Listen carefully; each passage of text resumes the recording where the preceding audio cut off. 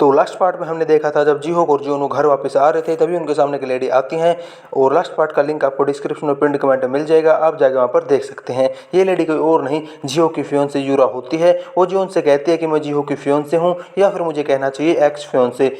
जिहोक ने हमारे एंगेजमेंट तोड़ दी है, लेकिन मुझे नहीं पता था कि उसका रीज़न तुम हो। इसके बाद जियोन अपने पास्ट को याद करती है और हम एक पास्ट का सीन देखते हैं जिसमें हम जियोन को देखते हैं जो कि छोटी बच्ची थी। उसके बाद हम जियोन के पापा को देखते हैं जो कि बहुत ही मेहनत करते थे। वो हमेशा से जियोन और उसकी मॉम की ज़रूरतों को पूरा करते थे और अपने लिए कुछ भी नहीं करते थे। उनकी लाइफ बिल्कुल सही चल रही थी, लेकिन तभी उन्हें पता चलता है कि जियोन की मदर का अफेयर किसी और आदमी के साथ चल रहा है, क्योंकि वो जियोन के पापा से ज़्यादा अमीर है। जियोन को हमेशा ही दूसरे लोगों के ताने सुनने को मिलते थे कि उसकी माँ किसी और के साथ भाग गई। एक दिन बहुत ज़ोर से बारिश हो रही थी और जियोन के पापा बिना अम्ब्रेला के ही कहीं पर जा रहे थे, तो जियोन भी उनका पीछा करती है। तो वो देखती है कि उसके पापा उसकी मम्मी को देख रहे हैं जो कि किसी और आदमी के साथ थी। इसे देखकर उसके पापा बिल्कुल टूट गए थे और जियोन भी ये देखकर बहुत सैड हो जाती है और रोने लगती है। वो जानती थी कि उसके पापा अंदर से टूटे हुए हैं, लेकिन जियोन के पापा उसके सामने कभी भी कुछ नहीं दिखाते थे। इसके बाद जियोन बचपन से अकेली रहने लगी और उसे प्यार, दोस्ती और अपनेपन की जरूरत थी और फैमिली के लव की जरूरत थी। शायद इसी ट्रॉमा की वजह से उसने बचपन से ही गलत लोगों का हाथ थामना शुरू कर दिया था। एक बार जब वो मार्केट में शॉपिंग करने गई थी तो उसका पर्स कहीं पे गुम हो जाता है। तो मार्केट की जो ओनर थी वो कहने लगती है, मुझे तुम पर बहुत दया आती है क्योंकि तुम्हारी मॉम तुम्हें छोड़कर चली गई। लेकिन तभी वहाँ पर एक लड़की आती है और उसका पर्स उसे दे देती है और उसे हाथ भी मिलाती है। ये लड़की कोई और नहीं सुमिन थी।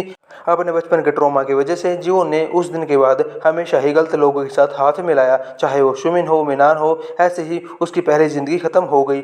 लेकिन जब उसके पापा ने उसे दूसरी लाइफ दी और उसमें भी उसने जिहो के साथ हाथ मिला लिया, वो सोच रही थी कि मैंने इस बार भी गलत आदमी के साथ हाथ मिला लिया और उस पर भरोसा कर लिया। उसके बाद हम फिर से प्रेजेंट डे पर आते हैं जिसमें जिहो और जियोन के सामने यूरा खड़ी थी। जिहो उससे कहता है कि मैं तुम्हें इसके बारे में समझा सकता हूँ, लेकिन जिहो की एंगेजमेंट की बात सुनकर बहुत ज़्यादा नाराज हो जाती है और जिहो का हाथ छुड़वा कर अपने घर चली जाती है और सोचने लगती है कि मैंने अपने डैड की दी हुई सेकंड लाइफ में भी गलत लोगों का हाथ थाम लिया। इसी टाइम उसके पास जियोन का कॉल आता है जो उसे बताते हैं कि मैं बहुत परेशान हूँ। तो जियोन उससे पूछती है क्या हुआ। उसके बाद वो बताती है कि मिस यांग को गैस्ट्रिक कैंसर है, जिसे सुनकर जियोन को बहुत बड़ा झटका लगता है। इसके बाद हम यूरा को जिहो के ग्रैंडफादर के साथ देखते हैं। जिहो ने एंगेजमेंट तोड़ दी थी, लेकिन अभी भी इनके फैमिलीज के बीच बिजनेस का रिश्ता था, इसलिए वो उनसे मिलने आई थी और वो उनसे कहते हैं कि वो थोड़े दिनों के लिए कोरिया में रुकेगी। दरअसल यूरा ने जिहो पर नजर रखवा रखी थी, जिससे उसे पता चल गया था कि जिहो ने एंगेजमेंट तोड़ दी है, लेकिन उसे नहीं पता था कि उसके एंगेजमेंट तोड़ने की वजह जियोन है। उसे ये सब यहाँ कर पता चलता है और उसे ये भी पता चलता है कि जियोन ने जानबूझकर अपने बॉयफ्रेंड की शादी अपनी बेस्ट फ्रेंड यानी कि सुमिन से करवा दी है,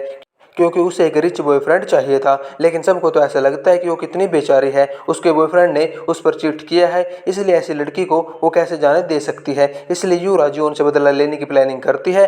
उसके बाद हम जियोन और मिस यांग को देखते हैं जो कि डॉक्टर के पास जा रहे थे। मिस यांग उसे बताते हैं कि जब उसने डॉक्टर से अपॉइंटमेंट लिया तो उन्होंने उसे बताया कि उसे गैस्ट्रिक कैंसर है। तो इस बात पर उसे बिल्कुल यकीन नहीं हुआ।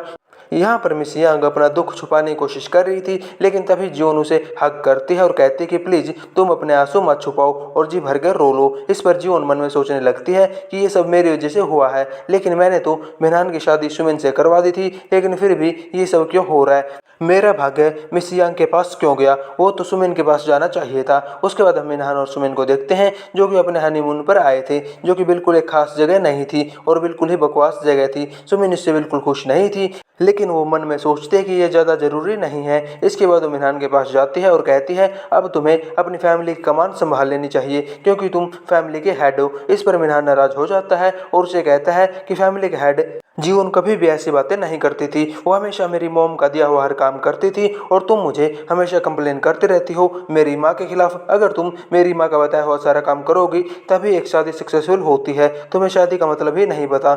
इस तरह वो उसे डांट कर वहाँ से बाहर चला जाता है और सुमिन को बिल्कुल भी अच्छा नहीं लगता। इसके बाद हम सुमिन को देखते हैं जो कि जीवन की बातों को सोचने लगती है कि उसने उससे कहा था कि थैंक यू मेरे कचरे को उठाने के लिए। वो सोचती है कहीं मिनहान सच में तो कचरा नहीं है। दूसरी तरफ मिनहान को देखते हैं जिसने वो हाउस जिसमें वो रहते थे यानी कि वो हाउस जो उसकी मम्मी ने उसे रेंट पर दिलवाया था वो उसे लोन पर चढ़ा देता है ताकि उसे कुछ पैसे मिल सके। लेकिन तभी उसका दोस्त कहता है कि इससे तुम्हारी वाइफ को तो कोई प्रॉब्लम नहीं होगी। लेकिन तभी मिनहान कहता है कि ये पैसे उसके थोड़ी ना है। तो उसे कोई प्रॉब्लम नहीं होगी। लेकिन हम देखते हैं पीछे से सुमिन ये सब सुन लेती है और उस पर नाराज होने लगती है। दूसरी तरफ हम ऑफिस का सीन देखते हैं जहां पर योन बहुत ज्यादा परेशान थी क्योंकि मेल किट प्रपोजल के साथ कोई काम नहीं करना चाहता था। इस पर मिस्टर किम बहुत ज्यादा खुश होते हैं, लेकिन योन जोन से बात करने जाती है तो जोन उसे कहते हैं कि मुझे लगता है कि ये मिस्टर किम का काम है क्योंकि वो पॉलिटिक्स खेलने में बहुत ज्यादा अच्छे हैं। ये दोनों बातें कर ही रहे थे तभी वहां पर जिहोक आ जाता है। जिहोक जोन से बात करना चाहता था यूरा के बारे में, वो उसे एक साइड में ले जाता है और उससे कहता है क्या तुमने कभी भी सुना है कि मेरी किसी के साथ शादी हो गई है? देखो मेरी और यूरा की फैमिली बचपन से ही एक दूसरे के साथ बिजनेस करती आई है और इसी बिजनेस के चलते मेरी और यूरा की एंगेजमेंट फिक्स हो गई और मैं भी इस एंगेजमेंट के लिए तैयार हो गया। लेकिन मैं कभी भी यूरा के लिए अपने दिल में कोई फीलिंग नहीं रखता था, लेकिन जब तुम्हारा फ्यूनरल था तब मुझे एहसास हुआ कि मैं तुमसे प्यार करता हूँ और इसलिए मैंने एंगेजमेंट तोड़ दी। जब मुझे सेकंड लाइफ का चांस मिला तो अब इसमें मैंने क्या गलत किया? इस पर जोन उससे कहते हैं कि तुम जो भी कह रहे हो मुझे सब कुछ एक्सक्यूज ही लग रहा है, मैं तुम्हें ब्लेम नहीं करना चाहती,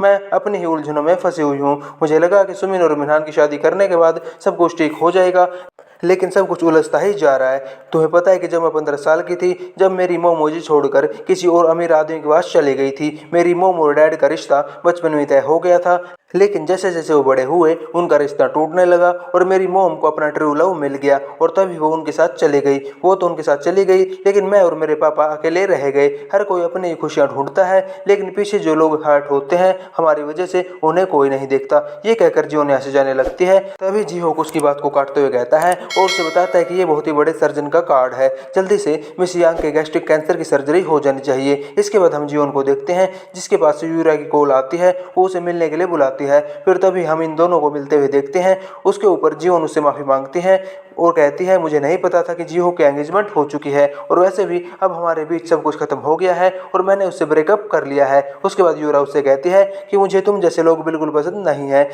उसके बाद जियोन उससे माफी मांगने लगती है, लेकिन यूरा उससे कहती है कि तुम्हारा तो 7 साल का इतना लंबा रिलेशनशिप रह चुका है, फिर अचानक से तुमने उसकी शादी अपनी बेस्ट फ्रेंड से करा दी और तुम अपने बॉस के प्यार में पड़ गई। ये कुछ ज़्यादा अजीब नहीं है?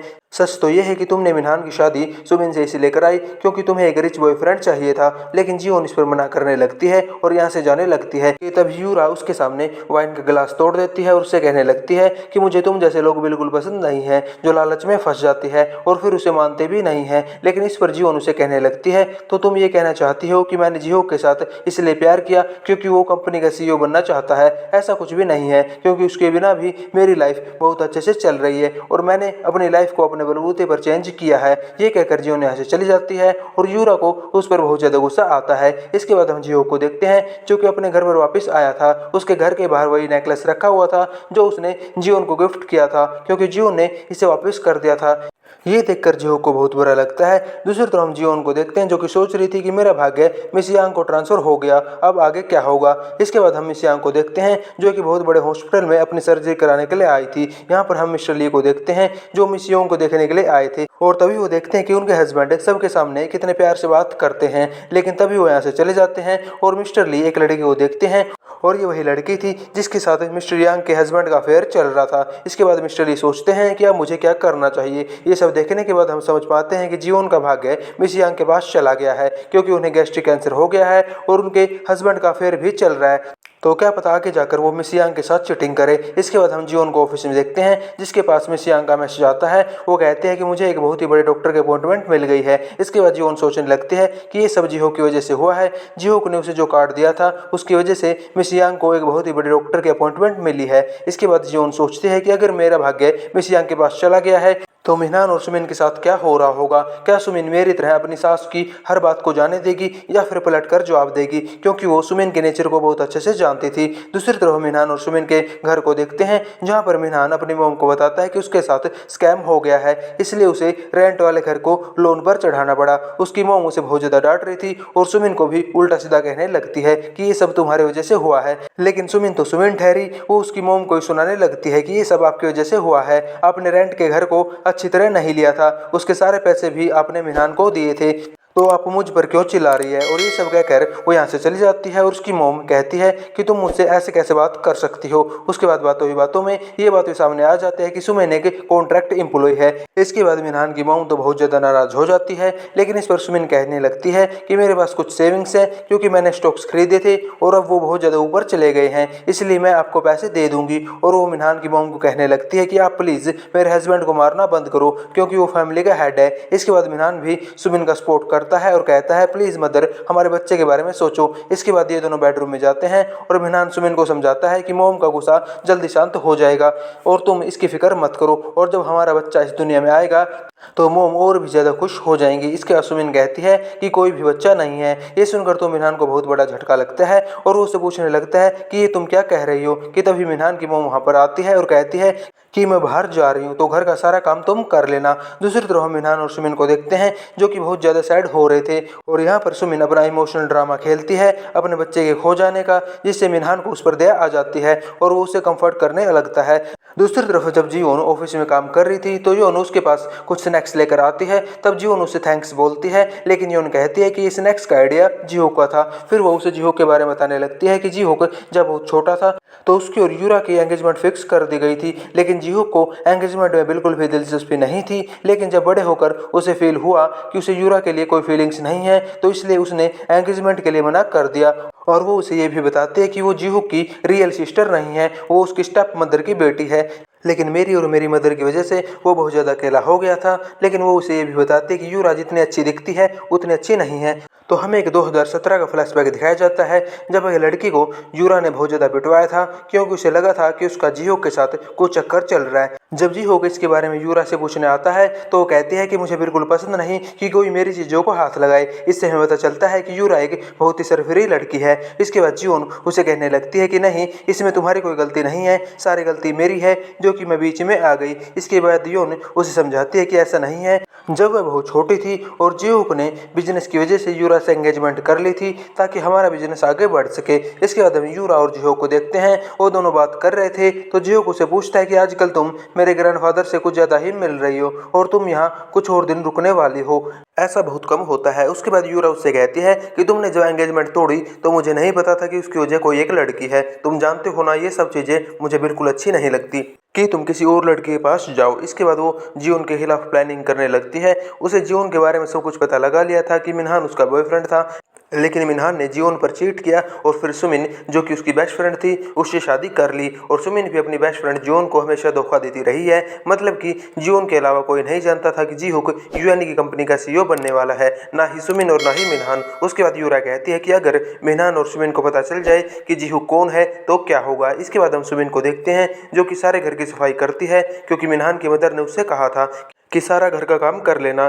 सुमिन बहुत गुस्से में सारे घर का काम करती है कि तभी डोरबेल बजती है। डोरबेल पर एक पार्सल था जो कि उसे यूरा ने भेजा था। उस पार्सल में जीहुक और जियोन की कुछ तस्वीरें थी और उसमें यह भी सबूत था कि जीहुक यूएन की कंपनी का सीईओ बनने वाला है। इसके बाद इन सब तस्वीरों को देखकर सुमिन को सब कुछ समझ में आ जाता है कि उसने मिनहान को मेरे ऊपर डंप कर दिया, खुद सीईओ के साथ चली गई और एक रिच बॉयफ्रेंड पटा लिया। इसके बाद सुमिन को बहुत ज्यादा गुस्सा आता है और वो चिल्लाने लगती है और घर की सारी चीजें तोड़ फोड़ देती है। उसके बाद जब मिनहान घर वापस आता है तो घर के ऐसे हालात देखकर वो अपनी मोम से पूछता है कि यहाँ क्या हुआ। उसकी मोम उसे बताती है कि ये सब सुमिन ने किया है, पता नहीं उसे क्या हो गया है, और वो रूम में अपने आप को बंद करके बैठी हुई है। इसके बाद सुमिन के पास जाता है तो सुमिन उसे सब कुछ दिखाती है, जिसके बाद मिनहान को भी सारा सच पता चल जाता है।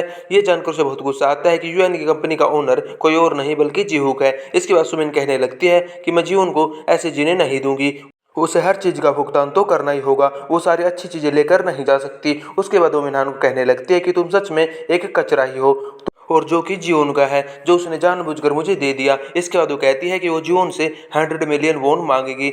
इसके बाद मिनहान कहता है कि वो ऐसा कैसे करेगी, तो सुमिन से कहती है कि मैं उसे मजबूर कर दूंगी। इसके बाद हम सुमिन को किसी से फ़ोन पर बात करते हुए देखते हैं। दूसरी तरफ हम जीवन को देखते हैं जिसके पास एक मैसेज आया था।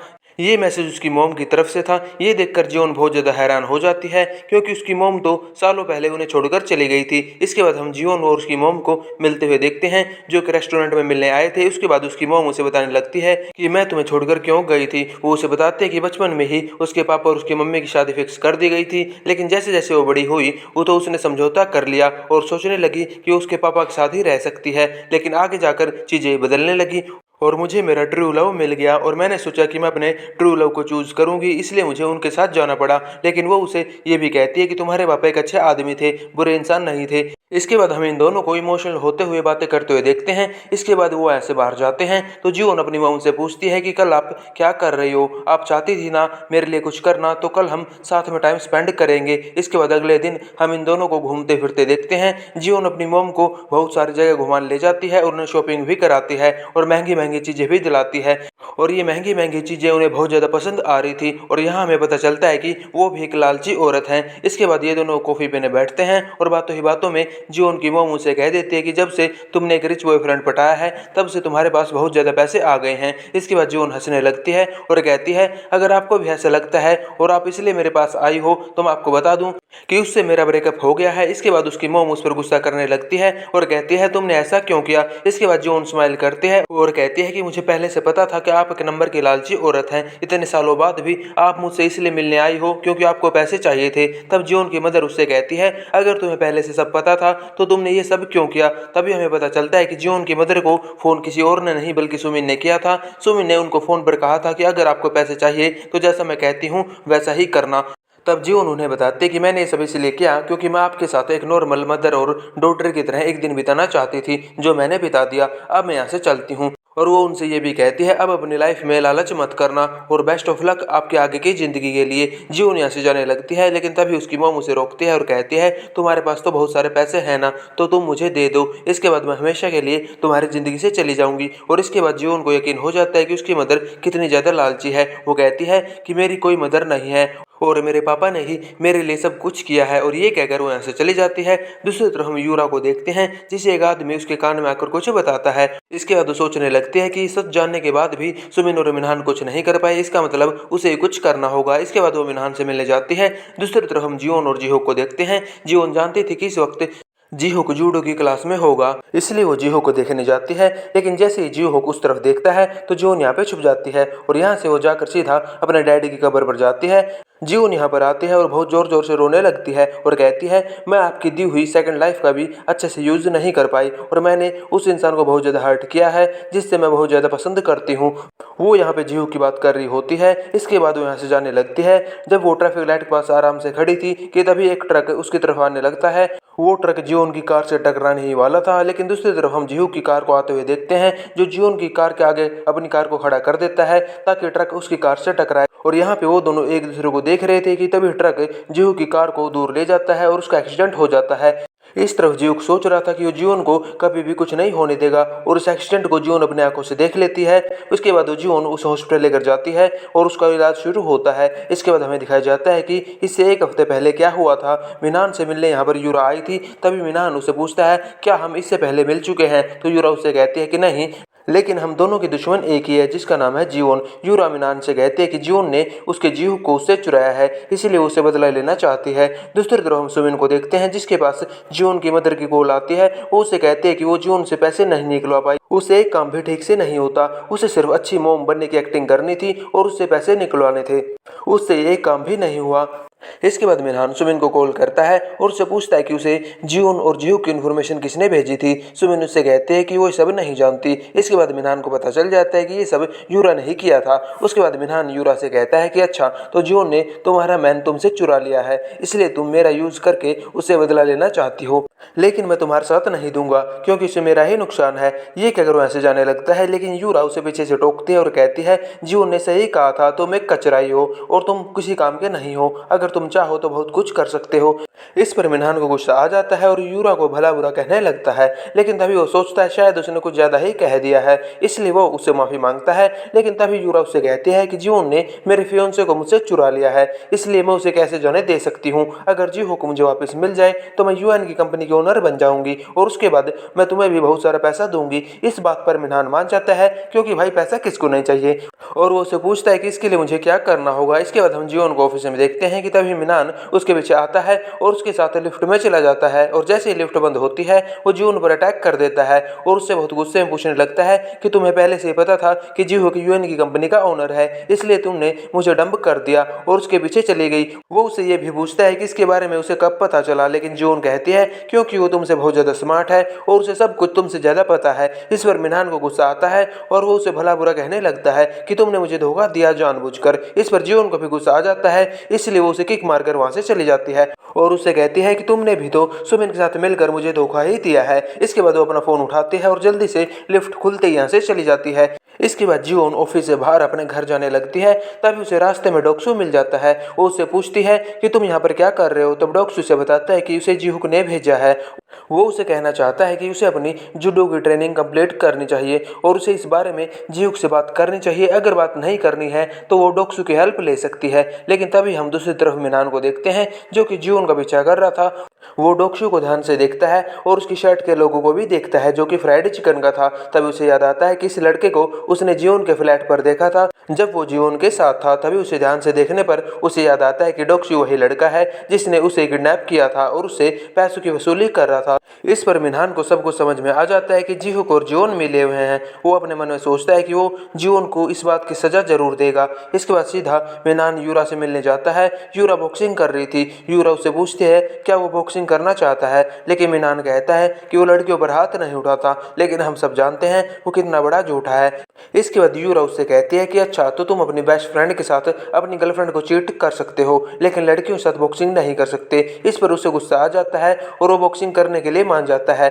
लेकिन जैसे वो बॉक्सिंग रिंग में आता है तो उसके सामने यूरा का एक आदमी होता है। वो सोचता है कि वो इसे आराम से हरा देगा, लेकिन यूरा का आदमी उसे एक ही किक में ढेर कर देता है। इसके बाद वो दर्द से चिल्लाने लगता है और कहता है कि बॉक्सिंग में किक मारना अलाउड नहीं होता। इसके बाद यूरा उसके पास आती है और कहती है कि चलो अब काम की बात करते हैं। दूसरी तरफ हम मिस्टर ली और जीहुक को देखते हैं। दरअसल जीहुक ने एक कॉन्ट्रैक्ट बनवाया था जिसमें अगर उसे कुछ हो गया तो उसका सारा पैसा जीवन के पास चला जाएगा। उसने अपने सारे पैसे यानी कि जो 80 बिलियन वॉन थे वो जीवन के नाम कर दिए थे। मिस्टर ली उससे पूछते हैं कि वो ऐसा क्यों कर रहा है। जीहुक उसे बताता है कि वो बस ये चाहता है कि जीवन खुश रहे। मिस्टर ली उससे पूछता है क्या तुम दोनों में ब्रेकअप हो गया है। तो जीहुक हाँ कर देता है और कहता है कि मैं बस चाहता हूँ कि वो अपनी लाइफ में खुश रहे और उसे किसी भी चीज की कमी ना हो, इसलिए मैं सारे पैसे उसके नाम कर रहा हूँ। दूसरी तरफ हम यूरा को देखते हैं जो मिनहास को बताती है कि जीवन अब कोई मामूली इंसान नहीं रही, वो 80 बिलियन वॉन की मालकिन बन गई है। ये सुनकर तो मिनहान को बहुत बड़ा झटका लगता है। इसके बाद यूरा मिनहान के सामने पैसों से भरे हुए बैग लाती है और कहती है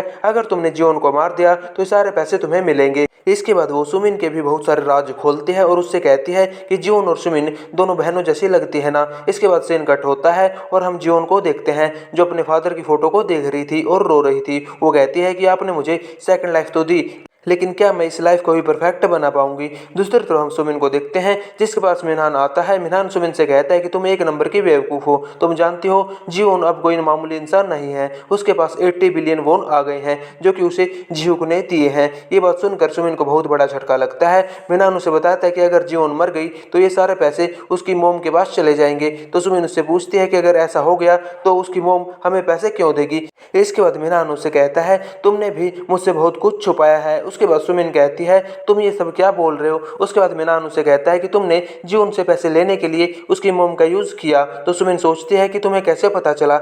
उसके बाद मिनहान उसे बताता है कि तुमने और भी मुझसे बहुत कुछ छुपाया है, मुझे पता चल गया है कि तुम्हारे डैड जिंदा है और तुमने ये सच मुझसे क्यों छुपाया। इसके बाद हम देखते हैं ये सब यूरा ने मिनहान को बताया था क्योंकि उसने सुमिन के बारे में बहुत सारी इन्फॉर्मेशन निकाल ली थी। इसके बाद हम सुमिन को देखते हैं जो कि अपने डैड के रेस्टोरेंट में आई थी। वो बाहर खड़ी थी, वो शीशे में से देखती है कि उसके डैड को कुछ लोग मार रहे हैं क्योंकि वो पैसों की वसूली करने आए थे। जब वो उसके डैड को पीट पाट कर चले जाते हैं तो सुमिन आती है और उसके हाथ में पैसों से भरा हुआ बैग होता है। तभी उसके पापा उससे पूछते हैं कि वो यहाँ पर क्या कर रही है।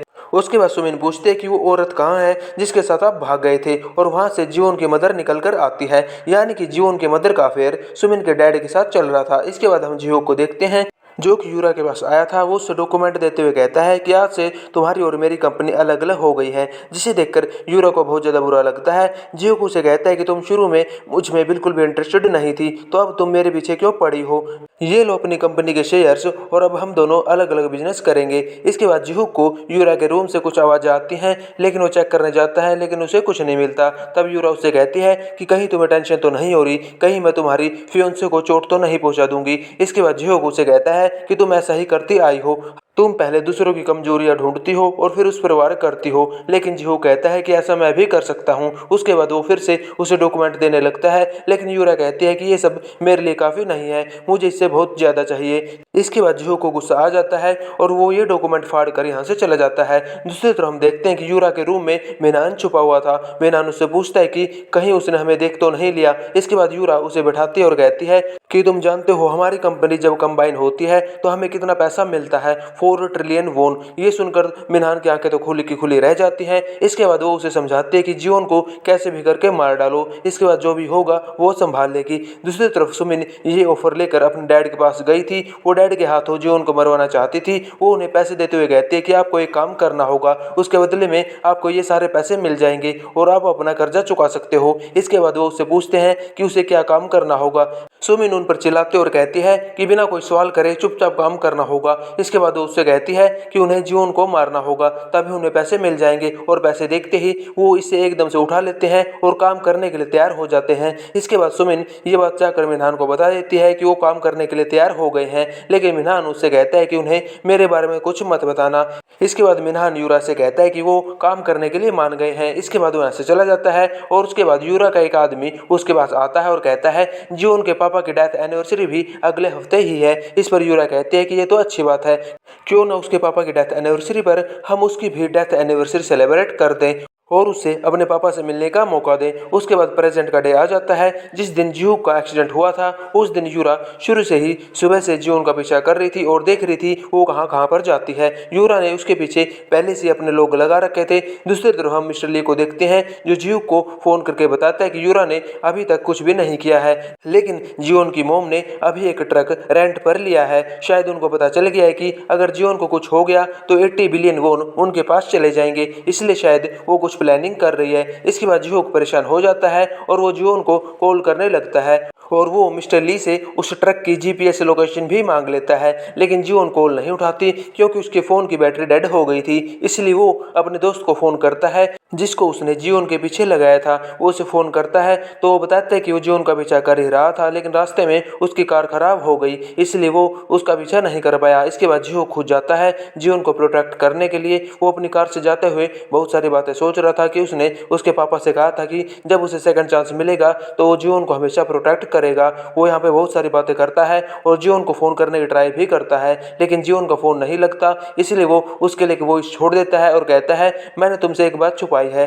2023 में मेरी कार एक्सीडेंट में मौत हो गई थी, लेकिन मैंने तुमसे ये सब कुछ छुपाया क्योंकि मैं तुम्हें परेशान नहीं करना चाहता था। लेकिन जब मैं उठा तो मैं 2013 में आ गया था और जब मैंने तुम्हें दोबारा पहली बार देखा तो मुझे लगा कि मैं तुम्हारे साथ खुश रहूंगा, लेकिन ये मेरी गलतफहमी थी क्योंकि जो होना है वो होकर ही रहेगा। अगर मेरी कार एक्सीडेंट में मौत लिखी है तो वो भी होगी। और ये बात सोचते सोचते वो जियोन की कार को भी ढूंढ लेता है और जैसे ही वो ट्रक उसे टक्कर मारने वाला था, जो कोई और नहीं बल्कि सुमिन के फादर ही चला रहे थे, वो अपनी कार को बीच में ले आता है और उसके साथ उसका एक्सीडेंट हो जाता है। एक्सीडेंट होने से पहले उसने वॉइस मेल में लास्ट में रिकॉर्ड किया था कि जो होना है वो होगा ही, इसलिए तुम इसके लिए खुद को दोषी मत देना। यानी कि वो जियोन से कहना चाहता था कि मेरे कार एक्सीडेंट में तुम्हारा कोई भी रोल नहीं है, इसलिए खुद को दोषी मत देना। इसके बाद प्रेजेंट का वक्त आ जाता है जब हम जियोन को हॉस्पिटल रूम के बाहर देखते हैं। वो अपना फ़ोन चार्ज करती है और देखती है जिहोक ने उसे बहुत सारे मिस कॉल दिए थे। इसके बाद वो जिहोक का वॉइस मेल खोलती है और उसे सुनने लगती है, जिसमें उसे सब कुछ पता चल जाता है कि जिहोक के साथ 2023 में क्या हुआ था। ये सुनकर उसे बहुत बुरा लगता है और वो जोर जोर से रोने लगती है।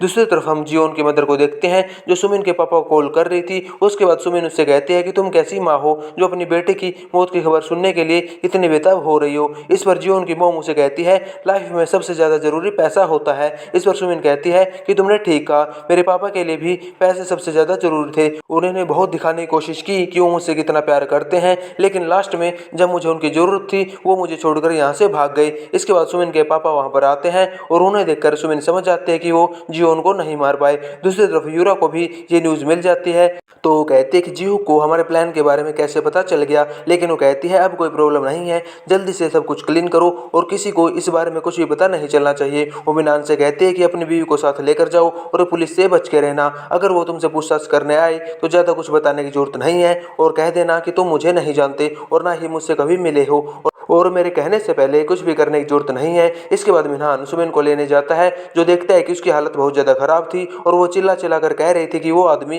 फिर से मुझे छोड़कर चला गया, यानी कि वो अपने पापा की बात कर रही थी। वो फिर से सुमिन को छोड़कर चले गए और उस औरत के साथ भाग गए। वो चिल्लाते कि ये सब जियोन की वजह से हुआ है, उसकी मदर की वजह से ही मेरे पापा मुझे छोड़कर चले गए। लेकिन मिनहान उसे संभालता है और कहता है कि यूरा अभी भी हमारी साइड ही है, वो सब कुछ संभाल लेगी, लेकिन अगर पुलिस तुमसे कुछ पूछे तो कह देना तुम अपने डैड को नहीं जानती और ना ही उनसे कभी मिली हो। इसके बाद वो उसे समझाकर अपने साथ ले जाता है। इसके बाद हम ऑपरेशन रूम को देखते हैं जहाँ पर डॉक्टर्स उसका ऑपरेशन करके बाहर आते हैं तो सब उससे पूछते हैं आखिर उसका ऑपरेशन कैसा हुआ। तो डॉक्टर कहते हैं कि उसका ऑपरेशन तो हो गया लेकिन अभी तक उसे होश नहीं आया है, इसलिए उन्हें वेट करना होगा। इसके बाद एक आदमी आकर मिस्टर ली के कान में कुछ कहता है जिस पर जियोन को शक होता है, इसलिए वो उनके पीछे जाती है। तो मिस्टर ली और वो आदमी बात कर रहे थे कि ये कोई कार एक्सीडेंट नहीं था, ये जानबूझकर जियोन को मारने की प्लानिंग थी और इसमें सुमिन का भी हाथ है, जिसे जियोन भी सुन लेती है और उसे ये जानकर बहुत दुख होता है। इसलिए वो मिस्टर ली से डायरेक्ट पूछ लेती है क्या इसमें सुमिन का हाथ है। तो मिस्टर ली कहते हैं हाँ शायद हो सकता है, इसमें सुमिन, उसके डैड और तुम्हारी मॉम का भी हाथ हो सकता है, जिसे सुनकर जियोन को बहुत ज़्यादा दुख होता है।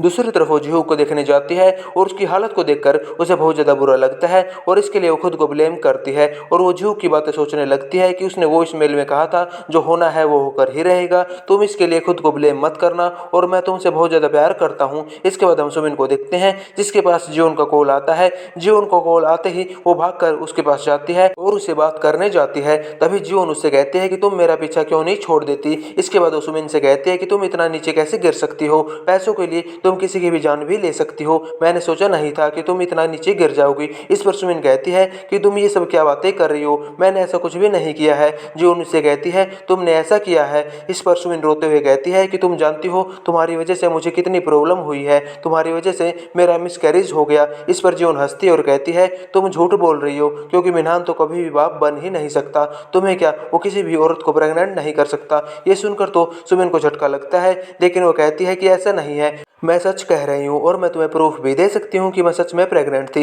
इस पर जियोन चिल्लाती है और कहती है कि बस करो, अब झूठ बोलना बंद करो। अब इस पर सुमिन भी उसके ऊपर चिल्लाती है और फाइनली पहली बार सुमिन उसके सामने अपना असली रूप दिखाती है और कहती है तुमने सही कहा, मैं तुम्हारा पीछा कभी नहीं छोड़ूंगी क्योंकि तुम्हें खुश रहने का कोई हक नहीं है। तुम जानती हो तुम्हारी मॉम का अफेयर किसी और के साथ नहीं बल्कि मेरे डैड के साथ ही चल रहा था और उसकी वजह से मेरे फादर ने मुझे भी छोड़ दिया और मेरी मॉम को भी, लेकिन मैं हमेशा से अपने फादर के साथ रहना चाहती थी क्योंकि मैं उनसे बहुत ज़्यादा प्यार करती थी, लेकिन वो तुम्हारी मॉम के चक्कर में मुझे भी छोड़कर चले गई। असल में जब सुमिन के डैड का अफेयर जियोन की मॉम के साथ चल रहा था तब सुमिन बहुत छोटी थी, वो उन्हें अपने पास लाना चाहती थी और अपने डैड को हमेशा मैसेज करती थी कि मुझे यहाँ से ले जाए, मुझे मम्मी के साथ नहीं रहना, मुझे आपके साथ रहना है। लेकिन उसके डैड उसके मैसेज का कभी जवाब नहीं देते थे और एक दिन सुमिन कहीं पर जा रही थी तो वो जियोन की मॉम के साथ अपने डैड को देख लेती है। वो तभी उसे कॉल करती है और अपने पापा की सच्चाई भी सुन लेती है। तभी उसके पापा कह रहे थे कि मेरी बेटी मुझे फ़ोन करके परेशान करती रहती है, वो बिल्कुल अपनी माँ पर गई है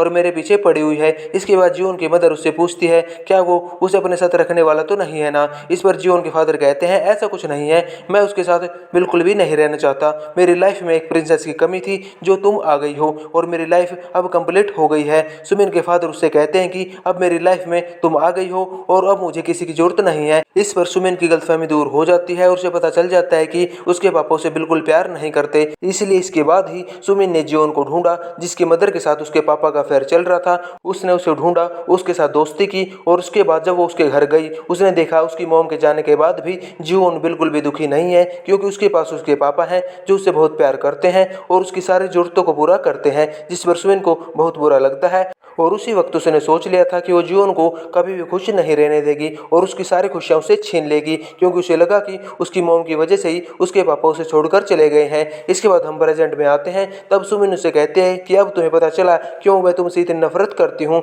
इसलिए मैंने बचपन से ही तुम्हारी सारी खुशियों को छीनने की कोशिश की, क्योंकि तुम्हारी मॉम की वजह से मेरे पापा मुझे छोड़कर चले गए थे। इस पर जीवन उससे कहती है तो अच्छा, इसलिए उस अफेयर की वजह से तुमने मेरे साथ इतना बुरा किया और बचपन से ही मेरी सारी खुशियाँ मुझसे छीननी चाहिए। लेकिन जीवन उसे बताते हैं कि अगर तुम्हें सब कुछ पता था तो मुझे भी सब कुछ पता था कि मेरी मॉम का अफेयर तुम्हारे पापा के साथ चल रहा है, लेकिन फिर भी मैंने तुम्हारे साथ दोस्ती की, क्योंकि मुझे लगा कि हम दोनों एक जैसे हैं, हम दोनों को ही अपनी लाइफ में धोखे मिले हैं हमारे पेरेंट्स की वजह से, इसलिए हम दोनों एक दूसरे का साथ देंगे। तुम्हारी खुशियों के लिए तो मैं हमेशा तुम्हारे साथ थी, लेकिन तुमने बचपन से ही मेरी खुशियाँ छीनने की कोशिश की और मुझे हमेशा धोखा देती रही हो। इसके बाद सुबिन चिल्लाती और कहती है तुम झूठ बोल रही हो, तुमने कभी भी मेरी परवाह नहीं की। क्या तुम्हें अभी भी मुझ पर दया नहीं आ रही कि तुम्हारी मोम ने मेरे साथ कितना बुरा किया है? इस पर जीवन चिल्लाती है और कहती है नहीं, बिल्कुल दया नहीं आ रही। तुमने अभी देखा ही क्या है कि हेल होता क्या है, इससे भी हेल जिंदगी तुम्हारा इंतजार कर रही है। ये कहकर जीवन यहाँ से चली जाती है और जाते वक्त तो सोच रही थी कि वो अपना भाग्य तुम्हें देकर ही रहेगी। यहाँ से जीवन सीधा जीहू के पास आती है और तभी उसके पास मिस यांग का मैसेज आता है कि मेरे हस्बैंड ने मुझ पर चीट किया है। इसके बाद जीवन सोचने लगती है कि जीवन का भाग्य अब पूरी तरह से मिस यांग के ऊपर ट्रांसफर हो गया है, जिससे वो परेशान होने लगती है।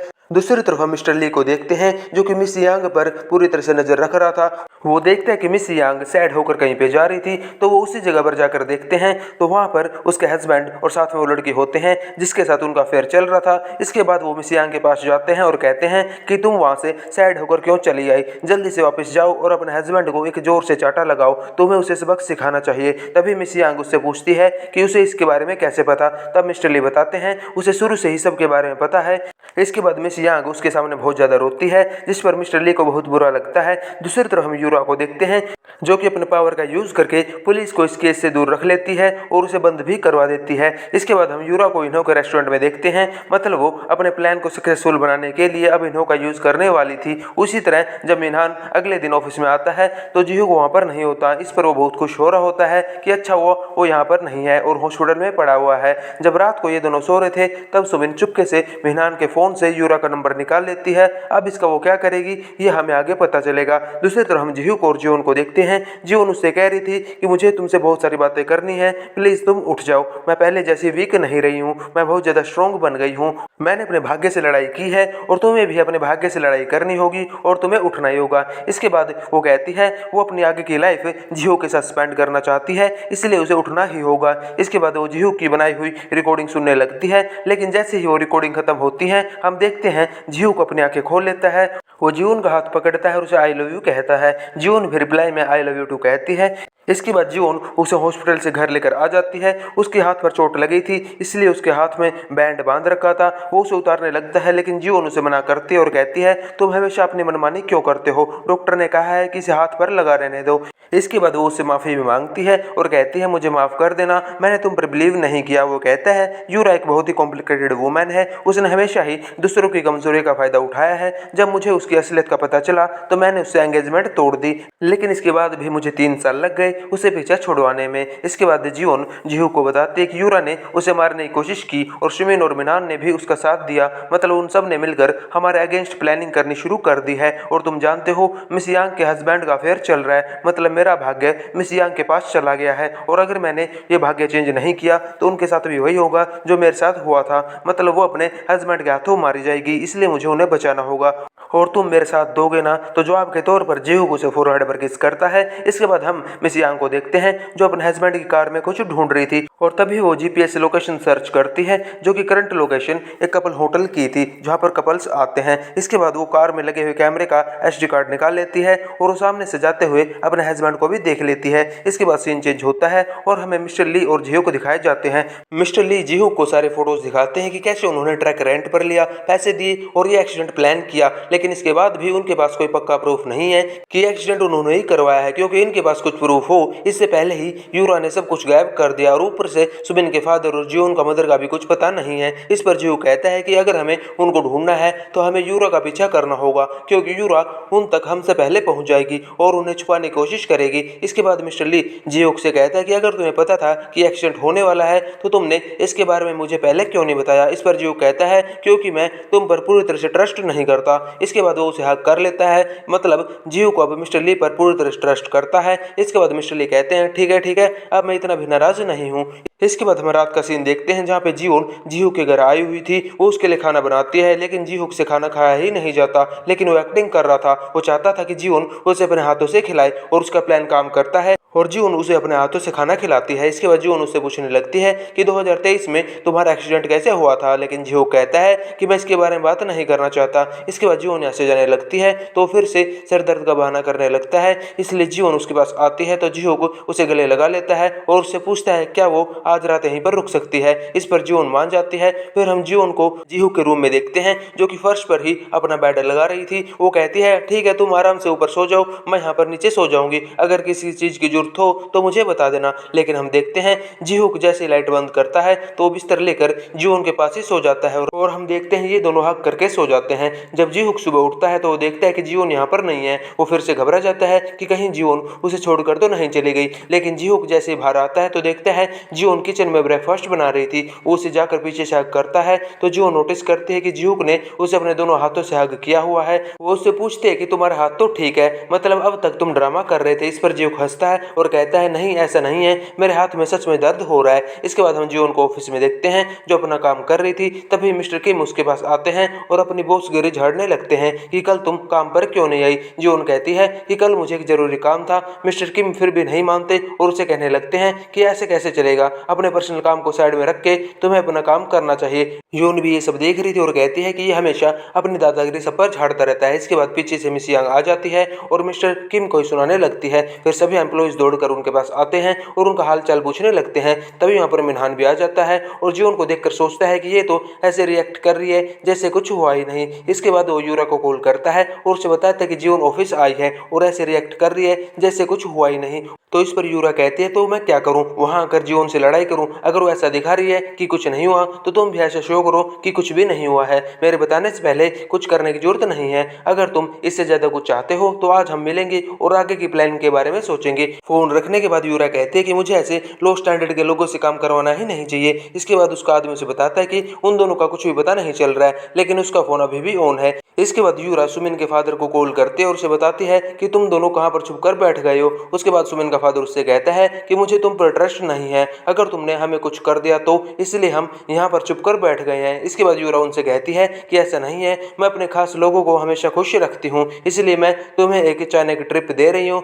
तुम दोनों वहाँ पर एंजॉय करना और पेमेंट की टेंशन बिल्कुल भी मत लेना, वो सारा पैसा मैं पे कर दूंगी। इसके बाद हम ऑफिस का सीन देखते हैं जहाँ पे योन और मिस यांग आपस में बात कर रहे थे। मिस यांग उन्हें बताते हैं कि उन्हें सबसे ज्यादा अच्छा यही लगता है क्योंकि यहाँ सब मेरे दोस्त हैं। इसके बाद उन्हें ये भी बताते हैं कि मैंने हमारी कार के फुटेज को चेक किया था लेकिन उसमें कोई भी वीडियो नहीं मिली, इसलिए पुलिस इंस्पेक्टर ने कहा है कि वो आपके हस्बैंड को अरेस्ट नहीं कर सकते। लेकिन मैंने उन दोनों को पकड़ने के लिए एक और प्लान बनाया है। मैंने अपने घर का लॉक तोड़ दिया है और जैसे ही वो औरत मेरे घर पर जाएगी और मेरे हस्बैंड के साथ होगी तो मैं उन दोनों को रंगे हाथ पकड़ लूंगी। इसके बाद जो उनको टेंशन होने लगती है कि कहीं मिस यांग को कुछ ना हो जाए, इसलिए वो उनसे पूछती है कि क्या वो उनके साथ आ सकती है। इस पर मिस यांग हाँ कर देती है। इसके बाद हम इन चारों को देखते हैं जो कार में छुपकर उस लड़की का वेट कर रहे थे। तभी वो लड़की सामने से जाती है तो पुलिस वाला उनसे पूछता है क्या ये वही लड़की है? तो मिस यांग कहती है हाँ ये वही लड़की है। इसके बाद 10 मिनट बाद ये सब भी अंदर चले जाते हैं और जैसे अंदर जाते हैं जियोन ध्यान देती है कि उस लड़की ने भी रेड कलर के शूज पहन रखे हैं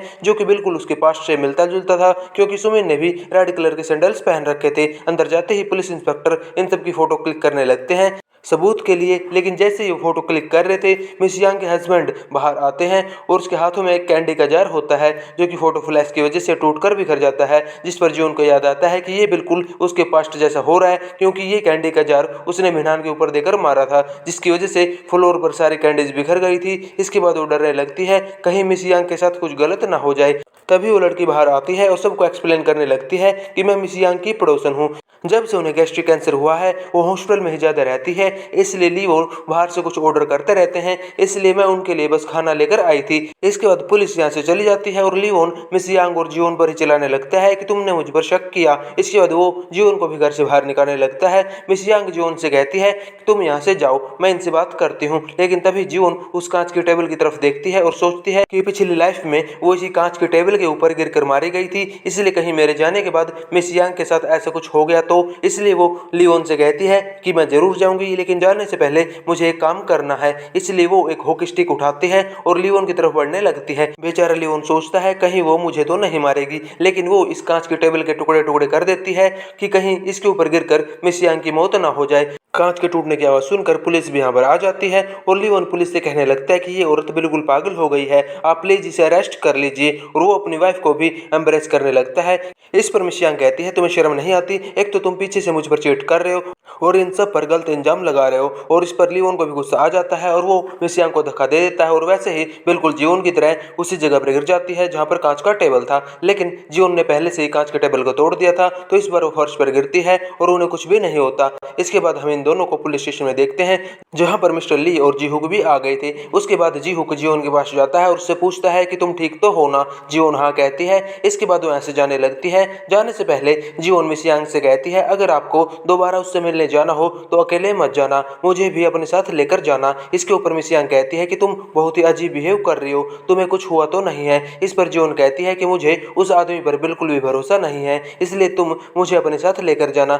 इस पर मिस यांग कहती है कि मैं एक लॉयर को ढूंढ रही हूँ, अब मुझे उससे डिवोर्स चाहिए। इसके बाद मिस्टर ली कहते हैं ठीक है तुम मेरे साथ चलो, मैं तुम्हें लॉयर ढूंढने में हेल्प करूंगा। इसके बाद जियोन और जिहो घर आ जाते हैं। जियोन उसे इसके बारे में बताने लगती है कि ये बिल्कुल उसके फेट जैसा है, वही रेड शूज, वही फ्लोर पर बिखरी हुई कैंडीज। मुझे डर लग रहा है अगर ऐसे ही चलता रहा तो मिस यांग अपने हस्बैंड के द्वारा मारी जाएगी और मुझे बिल्कुल भी नहीं चाहिए। और मेरा फेट अगर मुझे सुमिन को देना है तो इसके लिए मिनहान का एक्स्ट्रा फेयर होना चाहिए, इसलिए मुझे मिनहान को अपनी साइड करना होगा। ये सोचकर जिहुक सैड होने लगता है। लेकिन तभी जियोन उसे कहती है कि मुझे ऐसा नाटक करना होगा, तभी मेरा भाग्य मिनहान और सुमिन पर जाएगा। इसके बाद जियोन उसे समझाने लगती है कि अगर सुमिन को मेरा फेट देना है तो मिनहान का अफेयर होना चाहिए शादी के बाद, और शादी के बाद अफेयर होने के बाद मैं उसके दिमाग में ये बात डाल दूंगी कि उसे अपनी वाइफ की कोई जरूरत नहीं है और मेरे पास पैसे भी बहुत हैं, इसलिए वो आसानी से मान जाएगा। वो जिहुक से हेल्प करने के लिए कहती है तो जिहुक भी हाँ कर देता है। इसके बाद अगले दिन ही जियोन वैसे ही रेड सैंडल पहनकर वहां पर जाती है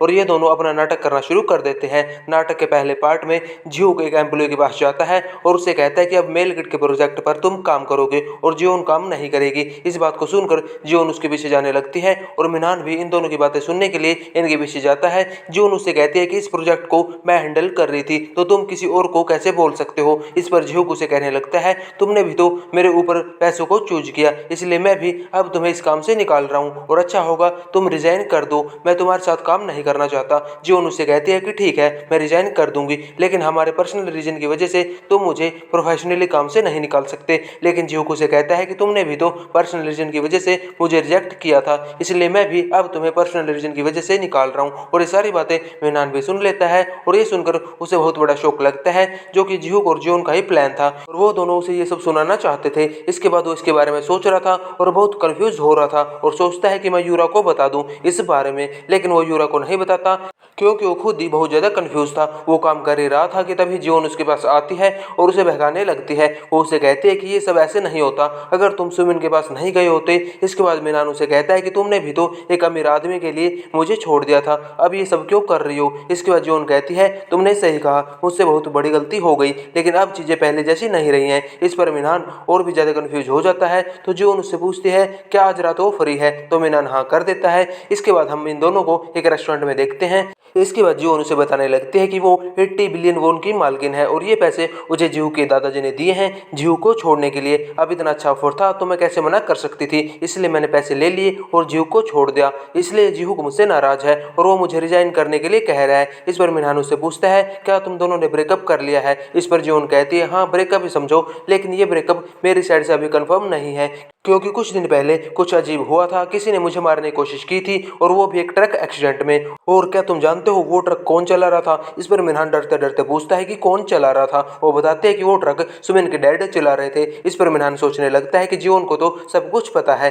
दूसरी तरफ सुमिन को घर पर देखते हैं, जो कि बहुत ज्यादा परेशान हो रही थी, इसलिए वो मिस्टर किम के पास जाती है और फिर से अपने लटके झटके उनके सामने दिखाने लगती है। इस पर मिस्टर किम कहते हैं कि जिसकी शादी होने वाली थी उसकी तो हुई नहीं, मतलब यहाँ पे वो जीवन की बात कर रहे थे। वो सुमिन को जीवन के बारे में बताते हैं कि उसकी शादी तो हुई नहीं और वो दिन प्रतिदिन और भी ज्यादा सुंदर होती जा रही है और तुम्हारी शादी हो गई और देखो तुम्हारी क्या हालत हो गई है। इसके बाद उसे समझाते हैं कि मिनहान और जीवन एक ही ऑफिस में काम करते हैं और दोनों का 7 साल का रिलेशनशिप भी रह चुका है, तो क्या पता उनकी पुरानी फीलिंग्स वापस आ जाए। इस पर सुमिन बहुत ज्यादा परेशान होने लगती है और वो मिस्टर किम की बातों को सोचने लगती है और मिनहान को बहुत बार कॉल भी करती है, लेकिन वो कॉल ही नहीं उठाता। दूसरी तरफ मिनहान को देखते हैं, जो कि वॉशरूम का बहाना करके वहां से चला जाता है और आईने के सामने खड़े होकर सोचने लगता है कि मुझे इन बातों को समझना होगा। जीव के ग्रैंडफादर ने उसे 80 बिलियन वॉन का लालच दिया, इसलिए उसने जीव को छोड़ दिया और जीहू इस सब से नाराज होकर उसे रिजाइन करने के लिए कह रहा है। वैसे इन बातों में लॉजिक तो लगता है। इसके बाद वो वापस आता है। इसके बाद जोन उससे कहती है कि सुमिन ने मुझे मरवाने की कोशिश की, मुझे लगता है कि वो बिल्कुल पागल हो गई है। मैंने कभी नहीं सोचा था कि वो इतना ज्यादा गिर जाएगी, लेकिन जब मेरा एक्सीडेंट होने वाला था ना जाने जीहू कहां से बीच में आ गया, इसलिए मुझे उसकी थोड़ी फिक्र भी हो रही है। इसलिए मैं उससे ब्रेकअप नहीं करना चाहती, लेकिन इससे पहले ही उसने मुझे रिजाइन करने के लिए कह दिया। अब मुझे कुछ समझ नहीं आ रहा कि मैं क्या करूं। इस पर मिनहान सोचने लगता है कि इसने तो मुझे सब कुछ सच सच बता दिया। इसके बाद ये दोनों वहां से बाहर आते हैं और जोन सोच रही थी इस वक्त मिनहान के दिमाग में जरूर तूफान आया होगा। और दूसरी तरफ मिनहान सोच रहा था कि वो अगर जीवन के साथ दोबारा हो जाए तो उसे बहुत सारे फायदे होंगे, क्योंकि उसके पास इतना ज्यादा पैसा है और ये सारे पैसे उसे मिल जाएंगे। लेकिन अगर जीवन मर गई तो सारे पैसे उसकी मोम के पास चले जाएंगे, इसलिए जीवन के जिंदा रहने में और उसके साथ रहने में उसका फायदा है। इसके बाद जीवन जाने लगती है और जाने से पहले वो कहती है, देखो मिनहान, मैं तुम्हें बहुत ज्यादा लाइक करती हूँ, लेकिन अब क्या कर सकते हैं, तुम्हारी शादी हो चुकी है और तुम्हें सुमिन के बारे में भी सोचना चाहिए। तो जैसे वो जाने लगती है, मिनहान उसे हक कर लेता है और कहता है, मैं अभी भी तुम्हें बहुत ज्यादा लाइक करता हूँ, ठीक है, मैं तुम्हें इसके बाद कॉल करूंगा। और दूर से जीव भी ये सब खड़ा होकर देख रहा था। उसके जाने के बाद जीवन जाती है और जीव की कार में जाकर बैठ जाती है। इसके बाद मिनहान यूरो को कॉल करने लगता है। मिनहान यूरो को बताने लगता है कि सारी चीजें सॉर्ट आउट होने लगी है और जीव और जीवन दोनों का ब्रेकअप भी हो गया है और जीवन उसके पास आना चाहती है। यहाँ तक कि उसे ये भी बताया कि सुमिन के फादर ने ही उसे मरवाने की कोशिश की थी, लेकिन उसे तुम्हारे बारे में और मेरे बारे में कुछ भी नहीं पता है, इसलिए अब हमें आगे कुछ करने की जरूरत ही नहीं है। जीवन मुझे मिल जाएगी और जीव तुम्हें मिल जाएगा। यूरो उसे ओके कहकर कॉल कट कर देती है, लेकिन वो अपने सेक्रेटरी से बात करती है और कहती है कि इसने अपनी गर्लफ्रेंड को बेवकूफ समझ रखा है। इसके बाद उससे पूछने लगती है कि वो दोनों कहाँ पे हैं, मतलब वो जीवन की मोम और सुमिन के फादर की बात कर रहे थे। दूसरी तरफ हम इन दोनों को देखते हैं, जो कि होटल रूम में मजे कर रहे थे। वो अपने सेक्रेटरी से कहती है कि उन दोनों को मार डालो, लेकिन वो कहता है कि ये सब आप मिनहान की बातों में आकर तो नहीं कर रही हो। लेकिन इसमें यूरा कहती है, उसे जो करना है करने दो, मुझे उससे कोई फर्क नहीं पड़ता, लेकिन मैं अपने खिलाफ कोई भी सबूत नहीं रखना चाहती, इसलिए उन दोनों को मार डालो। इसके बाद मिनहान घर आता है और सुमिन से कहने लगता है कि हमें डिवोर्स ले लेना चाहिए, क्योंकि हम दोनों की शादी में कोई भी खुशी नहीं है और तुमसे शादी करने के बाद मुझे कोई भी फायदा नहीं हुआ है। इस पर सुमिन उससे पूछने लगती है कि तुम जीवन से मिलकर आए हो, इसलिए सारी बातें कह रहे हो ना। इस पर मिनहान डरता है और कहता है, मैं जीवन से नहीं मिला और तुम ऐसी बातें क्यों कर रही हो। इस पर सुमिन उसे बताती है, क्योंकि मैंने सोचा अगर तुम जीवन के पास वापस चले जाओगे तो तुम्हें बहुत ज्यादा फायदा होगा, क्योंकि उसके पास बहुत सारा पैसा है और मैं जानती हूँ मैं तुम दोनों के बीच में आ रही हूँ, इसलिए तुम मुझे डिवोर्स देने के लिए कह रहे हो। दूसरे तरफ मॉर्निंग का सीन देखते हैं, जहाँ पे इन्हों के रेस्टोरेंट पर ताला लगा हुआ था। इसके बाद उन सब के पास एक मैसेज आता है जिसमें लिखा था कि उन्होंने रेस्टोरेंट को बेच दिया है। अब ये बहुत ज्यादा परेशान हो जाते हैं, क्योंकि इन सब की जॉब चली गई थी। इतने में अंदर से यूरा निकल कर आती है और वो इन्हों को बुलाकर अंदर ले जाती है।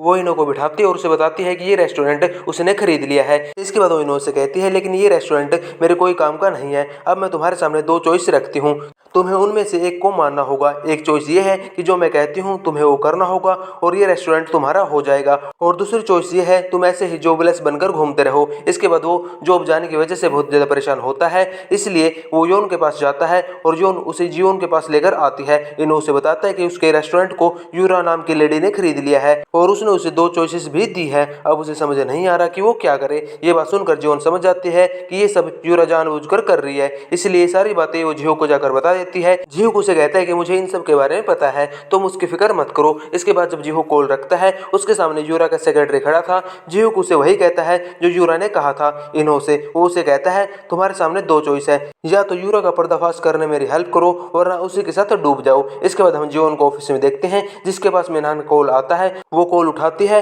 तो मिनहान उसे कहता है कि वो उसके साथ आना चाहता है, क्या आज रात वो डिनर पर जा सकते हैं। इससे पहले कि जियोन उसे कुछ जवाब देती, उसके फोन पर जीहूक का कॉल आता है। फिर वो जीहूक को कॉल उठाती है तो जीहूक उसे बताता है कि उसे अपना फेट सुमिन को देने के लिए मिनहान की लाइफ में एक लेडी होनी चाहिए, और वो लेडी कोई और नहीं बल्कि यूरा होगी। इसलिए मैंने यूरा के पास वही रेड सैंडल्स और वो कैंडी का जार भेज दिया है। और यूरा बिना कुछ सोचे समझे उस रेड सैंडल्स और कैंडी के जार को ले भी लेती है। इसके बाद जीहूक कहने लगता है अब तुम्हें मिनहान को सेड्यूस करने की कोई जरूरत नहीं है, इसलिए उसकी लाइफ में एक वुमेन होनी चाहिए, और वो मैंने यूरा को सेट कर दिया है उसकी लाइफ में। इसके बाद जियोन कहती है मतलब उसे अब मिनहान को सेड्यूस करने की कोई जरूरत नहीं है। इसके बाद वो मिनहान की कॉल को दोबारा उठाती है और उसे कहती है आज रात वो फ्री नहीं है, इसलिए वो उसके साथ नहीं जा सकती। इसके बाद मिनहान कहता है ठीक है तो हम अगली रात को चलेंगे, लेकिन उसके बाद जियोन कहती है कि मुझे तुमसे कोई वास्ता नहीं रखना और ना ही तुम्हारे साथ कहीं पर जाना है। इसके बाद मिनहान उसे पूछता है ये तुम क्या कह रही हो। इसके बाद जियोन उसे कहती है कि मैं तो तुम्हें ट्राई करके देख रही थी, कहीं तुम पहले जैसे तो नहीं हो। इस पर मिनहान को गुस्सा आता है और वो गुस्से में कॉल कट कर देता है। इसके बाद हम सुमिन को देखते हैं जो कि मिनहान को मैसेज करती है कि ठीक है हम दोनों डाइवोर्स ले लेते हैं। इसके बाद वो यूरा कॉल करती है और उनके बीच क्या बात हुई ये तो हमें आगे ही पता चलेगा। दूसरी तरफ यूरा को देखते हैं जो कि जियोन की मदर और सुमिन के डैड को मरवाने की पूरी प्लानिंग कर लेती है। वो इन दोनों को कार में बंद कर देती है और उनकी तरफ से एक सुसाइड नोट भी लिख देती है, और इसके बाद वो कार में जहरीली गैस छोड़ देती है। दूसरी तरफ हम जियोन को देखते हैं जो कि ऑफिस में देर रात तक काम कर रही थी। उसके पास जीहूक का कॉल आता है कि वो 15 मिनट में उसे लेने आ रहा है, कि तभी यहाँ की सारी लाइटें बंद हो जाती हैं और उसके पास एक कॉल आता है जिसके अंदर से बहुत ही स्केरी आवाज आती है, जिसे सुनकर वो डर जाती है। इसके बाद वो यहाँ से उठती है तो उसे अंदर से आवाज आ रही थी। तभी वो अंदर जाती है तो देखती है टैप से पानी टपक रहा था जो कि बहुत ही स्कैरी साउंड कर रहा था। इसलिए जैसे ही वो टैप को बंद कर देती है वहाँ की लाइट चली जाती है और वो छुप जाती है। इसके बाद मिनहान वहाँ पर आता है और वो बहुत जोर से चिल्लाने लगता है जियोन कहाँ हो तुम। दरअसल आज जो जियोन ने उसके साथ किया था मिनहान उसका बदला लेना चाहता था। वो बहुत जोर जोर से चिल्लाते हुए कहता है तुम कहाँ हो, तुम्हें बहुत शौक है ना मुझसे खेलने का, अब मेरे साथ क्यों नहीं खेलती। लेकिन हम जियोन को देखते हैं जो कि बहुत ज्यादा डरी हुई थी और वो एक डेस्क के नीचे छुपी हुई थी, क्योंकि मिनहान सच में बहुत ज्यादा गुस्से में था। कि तभी जियोन के कॉल पर जीहूक का कॉल आने लगता है तो मिनहान जोर से चिल्लाता है और कहता है जियोन देखो जीहूक का कॉल आ रहा है, मैं उठाऊं या फिर नहीं। इसके बाद वो गुस्से में जियोन के फोन को ही तोड़ देता है। लेकिन दूसरी तरफ जियोन यही सोच रही थी कि जल्दी से जीहूक यहाँ पर आ जाए, लेकिन जैसे ही वो ऊपर देखती है तो देखती है मिनहान बहुत गुस्से में उसे ही घूर रहा है, क्योंकि उसने उसे ढूंढ लिया था। उसके बाद जियोन भागने की कोशिश करती है लेकिन मिनहान उसे पकड़ लेता है। मिनहान उसे कहता है कि सच में मैं तुम्हारे साथ आना चाहता था, लेकिन फिर भी तुमने मेरे साथ ऐसा क्यों किया। इस पर जियोन उसे कहती है क्योंकि उसने भी सुमिन के साथ मिलकर उसे मारने की कोशिश की, इसलिए वो उसे सबक सिखाना चाहती थी, इसलिए उसने सुमिन को भी तुम्हारी लाइफ में भेजा। इस पर मिनहान उसे कहता है कि तुमने जानबूझकर ऐसा किया ताकि सुमिन के साथ मेरी लाइफ की प्रॉब्लम और ज्यादा बढ़ जाए। इसके बाद मिनहान उसे कहता है कि अच्छा तो तुम मरना चाहती हो। इस पर जियोन उससे कहती है अगर तुम मुझे मारना चाहते हो तो मार डालो, क्योंकि अगर तुमने मुझे नहीं मारा तो मैं तुम्हें मार डालूंगी। इस पर मिनहान को बहुत ज्यादा गुस्सा आता है और वो उसका गला ही पकड़ लेता है और कहता है कि तुमने सही कहा, अगर मैंने तुम्हें नहीं मारा तो तुम मुझे मार डालोगी। और ये कहकर वो जियोन का गला बहुत जोर से दबाने लगता है। लेकिन दूसरी तरफ जियोन के चेहरे पर एक स्माइल थी और बहुत जोर से उसका गला दबाने लगता है और जियोन की सांसें यहाँ पर रुकने लगती हैं। उसकी सांसें बस रुकने ही वाली थी तभी वहाँ पर जीहूक आ जाता है और वो मिनहान को दूर फेंक के मारता है और वो जियोन के पास जाता है, लेकिन जियोन तब तक बेहोश हो चुकी थी और वो बार बार उसका नाम पुकारता है लेकिन वो नहीं उठती। इसके लिए वो मिनहान को बहुत बुरी तरह से मारता है। दूसरी तरफ मिस्टर ली और मिस यांग को देखते हैं। मिस्टर ली मिस यांग को केस के बारे में बता रहे थे कि अगर आपका हस्बैंड आपको फोन करे तो आपको फोन नहीं उठाना है, अगर वो आपसे मिलने आए तो आपको उससे मिलना भी नहीं है। इसके लिए मिस यांग उसे थैंक्स बोलती है, लेकिन मिस्टर ली कहते हैं कि उसे थैंक्स बोलने की जरूरत नहीं है। इसके बाद मिस्टर ली के पास जीहूक का कॉल आता है और उन्हें पता चलता है कि जियोन हॉस्टल में है, लेकिन जीहूक मिस्टर ली से कहता है कि सबसे पहले वो हॉस्पिटल जाए और जियोन को देखे क्योंकि उस पर हमला हुआ है। फिर हम इन दोनों को भागते भागते जल्दी से हॉस्पिटल में आते हुए देखते हैं, जहाँ पे ये दोनों जियोन को देखने जाते हैं जो अभी तक होश में नहीं आई थी। लेकिन वहाँ पर सिस्टर उन्हें बताती है कि वो अब ठीक है, बस वो थोड़ी बेहोश हो गई है, होश में आने के बाद वो बिल्कुल ठीक हो जाएगी। इसके बाद ये दोनों चैन की सांस लेते हैं। इसके बाद मिनहान और जियो को हम जेल में देखते हैं। उन दोनों को ही जेल में बंद कर दिया गया था क्योंकि वो दोनों ही फाइट कर रहे थे। इसके बाद मिनहान जियो से कहता है कि मैं तुम दोनों को नहीं छोड़ूंगा, यानी कि वो जियो और जियोन की बात कर रहा था। वो कहता है कि मैं तुम दोनों को बर्बाद कर दूंगा होगा, क्योंकि तुम्हारी वजह से ही मेरी लाइफ ऐसी हो गई है। इस पर जीहोक उसे कहता है कि हम दोनों ने कुछ नहीं किया। तुम अगर आज इस पोजीशन में हो तो तुम अपनी गलतियों की वजह से हो, इसलिए अपना ब्लेम दूसरों पर डालना बंद करो। तभी हम देखते हैं यहाँ पर मिस्टर ली आते हैं और वो जीहोक की बेल कराकर यहाँ से ले जाते हैं। मिनान कहता है कि मुझे भी बाहर निकालो, लेकिन उस पर कोई ध्यान नहीं देता और मिनान यहाँ पे चिल्लाता ही रह जाता है। इसके बाद हम मिस्टर ली और जीहोक को बातें करते हुए देखते हैं। मिस्टर ली जीहोक को बताते हैं कि मिनान को कंपनी से निकाल दिया गया है और उसने जो लोन की एप्लीकेशन डाली थी कंपनी में, हम उसे भी रद्द कर देंगे। इसके बाद वो जॉन की हेल्थ के बारे में पूछने लगता है तो मिस्टर ली बताते हैं कि वो बिल्कुल ठीक है और वो घर जा चुकी है, इसलिए तुम्हें उसे देखने जाना चाहिए। इसके बाद हम जीहोक को देखते हैं जो कि जॉन से मिलने के लिए उसके घर आता है। दरवाजे के बाहर ही उसे मिस यांग मिल जाती हैं। जीहोक उनसे पूछता है कि जॉन अब कैसी है। मिस यांग बताती है कि वो अब ठीक है। इसके बाद जीहोक मिस यांग से कहता है कि वो अब घर चली जाए, इसके बाद वो जॉन का ख्याल रख लेगा। इसलिए मिस यांग यहाँ से घर चली जाती है और जीहोन यहाँ पे अपने आप को शांत रखने की कोशिश कर रही थी और वो बहुत जोर से रो भी रही थी कि तभी यहाँ पर जीहोक उसके पास आता है तो जीहोन उसे गले लगा लेती है और ये दोनों एक दूसरे से पूछते हैं क्या तुम ठीक तो हो ना। इसके बाद जीहोक उसे अपनी बाहों में लेकर सो जाता है क्योंकि उसकी बाहों में जीहोन को कंफर्ट फील हो रहा था। इसके बाद हम सुमिन को देखते हैं जो कि यूरा से मिलने आई थी। यूरा उससे पूछती है तुम यहाँ पर क्या कर रहे हो। इसके बाद सुमिन उसे रिकॉर्डिंग सुनाती है जिसमें यूरा सुमिन के डैड से बात कर रही थी और इसमें जीहोन को भी मारने की बात कही गई थी। इसका सीधा सीधा मतलब ये था कि सुमिन यहाँ पर यूरा को धमकाने आई थी। इस पर यूरा उससे कहती है कि ये सब क्या है। सुमिन उससे कहती है कि हम जैसे गरीब लोग इस रिकॉर्डिंग को रखते हैं ताकि हमारा फ्यूचर सिक्योर हो सके। सीधा सा मतलब है कि वो यूरा को धमकी दे रही थी। इसके बाद यूरा से कहती है अगर मैं बर्बाद हुई तो मैं तुम सबको भी बर्बाद कर दूंगी और यूरा को ऐसी धमकी देने के बाद सुमिन यहाँ से चली जाती है। इसके बाद हम यूरा को देखते हैं जो कि बहुत ज्यादा गुस्से में थी और वो सोचती है मिनान और सुमिन का कुछ करना पड़ेगा वरना ये मेरे लिए आगे जाकर बहुत बड़ी प्रॉब्लम बन सकते हैं। दूसरी तरफ मिनान को देखते हैं जिसके पास यूरा का कॉल आया था। मिनान उससे कहता है कि मैं जेल में हूँ, मुझे यहाँ से बाहर निकालो। यूरा उसे जेल से बाहर निकलवा देती है। इसके बाद हम मिनान और उसके सिक्योरिटी गार्ड को देखते हैं। वो दोनों आपस में बहस कर रहे थे तभी उसका सिक्योरिटी गार्ड मिनान को पंच करने आता है क्योंकि वो कुछ ज़्यादा ही बोल रहा था। लेकिन दूसरी तरफ मिनान उसे इस बार पंच करके गिरा देता है और उसे भला बुरा कहने लगता है कि तुम यूरा के सिर्फ नौकर हो तो अपनी औकात में रहो। इसके बाद मिनान यूरा को कॉल करता है और यूरा उसे बताते हैं कि तुम्हारी पत्नी यहाँ पे मुझे धमकी देने आई थी। इस पर तो मिनान बहुत ज्यादा हैरान हो जाता है। मिनान उससे पूछता है कि वो क्या कह रही थी। यूरा उसे बताते हैं कि वो कह रही थी अगर मैं बर्बाद हुई तो मैं तुम सबको भी बर्बाद कर दूंगी। इसके बाद इनकी कॉल कट हो जाती है। इसके बाद हम देखते हैं मिनान के पास यूएनई कंपनी की तरफ से कॉल आता है कि उसे नौकरी से निकाल दिया गया है और उसकी लोन की एप्लीकेशन को भी रिजेक्ट कर दिया गया है। यह सुनकर तो मिनान बहुत ही ज्यादा डर जाता है। इसके बाद उसकी मोम की कॉल आती है। उसकी मोम को ही पता चल गया था मिनान को कंपनी से निकाल दिया गया है, इसलिए उसकी मोम भी उसे बहुत भला बुरा कहती है और कहती है कि उसने ऐसा क्या कर दिया कि उसे कंपनी से भी निकाल दिया गया। ये सब देखकर लग रहा था कि मिनान की लाइफ की तो वाटर लग गई है। इसके बाद मिनान अपने घर जाता है लेकिन उसके घर के बाहर ही बहुत सारे गुंडे खड़े थे जो उसके कर्जे के पैसे वसूल करने आए थे। मिनान जैसे ही आता है वो सारे गुंडे उसके पास आते हैं और उसे पीट डालते हैं क्योंकि उन्हें देने के लिए मिनान के पास पैसे ही नहीं थे। इसके बाद हम मिनान को देखते हैं जो कि बहुत बुरी हालत में अपने घर पर बैठा हुआ था। उसके बाद मिनान सुमिन के अकाउंट की तलाशी लेने लगता है तो उसे उसका पासवर्ड मिल जाता है और वो देखता है कि सुमिन के अकाउंट में बहुत सारे पैसे हैं और वो दूसरी तरफ सुमिन की अलमारी को भी चेक करता है जहाँ पर भी उसे बहुत सारे पैसे मिल जाते हैं जिन्हें देखकर वो बहुत ज़्यादा खुश हो जाता है। दूसरी तरफ हम सुमिन को देखते हैं जो एक होटल में रह रही थी तभी उसके पास जीहोक का कॉल आता है। उसे देखकर वो बहुत ज़्यादा हैरान हो जाती है। दूसरी तरफ हम मिस यांग को देखते हैं जो कि हॉस्पिटल में थी कि तभी उसका हस्बैंड वहाँ पर आता है और उसे भला बुरा कहने लगता है और उसे धमकी देता है कि वो उसे कभी भी डिवोर्स नहीं देगा, वो उसे मारने वाला था। कि तभी यहाँ पर मिस्टर ली आते हैं और उसकी बहुत अच्छे से पिटाई कर देते हैं और वो मिस यांग से पूछते हैं क्या वो ठीक तो है ना। लेकिन मिस यांग उससे पूछती है कि जीवन कैसी है। इसके बाद मिस्टर ली कहते हैं कि वो तो ठीक है लेकिन उससे पहले आपको अपना ध्यान रखना होगा। इस पर मिस यांग कहती है ठीक है मैं अपना ध्यान रख लूंगी। इसके बाद हम जीहोक और सुमिन को साथ में मिलते हुए देखते हैं। सुमिन उससे पूछते हैं कि तुमने मुझे यहाँ पर क्यों बुलाया है। इस पर जीहोक उसे पहले पूछता है कि तुम्हारी लाइफ कैसी चल रही है। इस पर सुमिन बताती है कि हमारी लाइफ अच्छी नहीं चल रही, मैं और मिनान डिवोर्स लेने वाले हैं। लेकिन इस बात को टालते हुए सुमिन उससे पूछती है तुमने मुझे यहाँ पर क्यों बुलाया है। इस पर जीहोक कहता है कि अगर तुम दोनों डिवोर्स ले रहे हो मतलब कि तुम्हें जीवन पर शक है कि वो फिर से मिनान के साथ जाना चाहती है। इसके बाद जीहोक उसे ये भी कहता है कि तुमने जीवन को मारने की भी कोशिश इसलिए ही की थी। इसके बाद सुमिन इस बात को टाल देती है और फिर से इस बात पर जोर देने लगती है क्या वो दोनों सच में साथ आना चाहते हैं। इस पर जीहूक हाँ कर देता है और कहता है कि तुम उन दोनों को रंगे हाथ पकड़ लो, अगर ऐसा करोगी तो तुम्हें डिवोर्स लेने में भी फायदा होगा।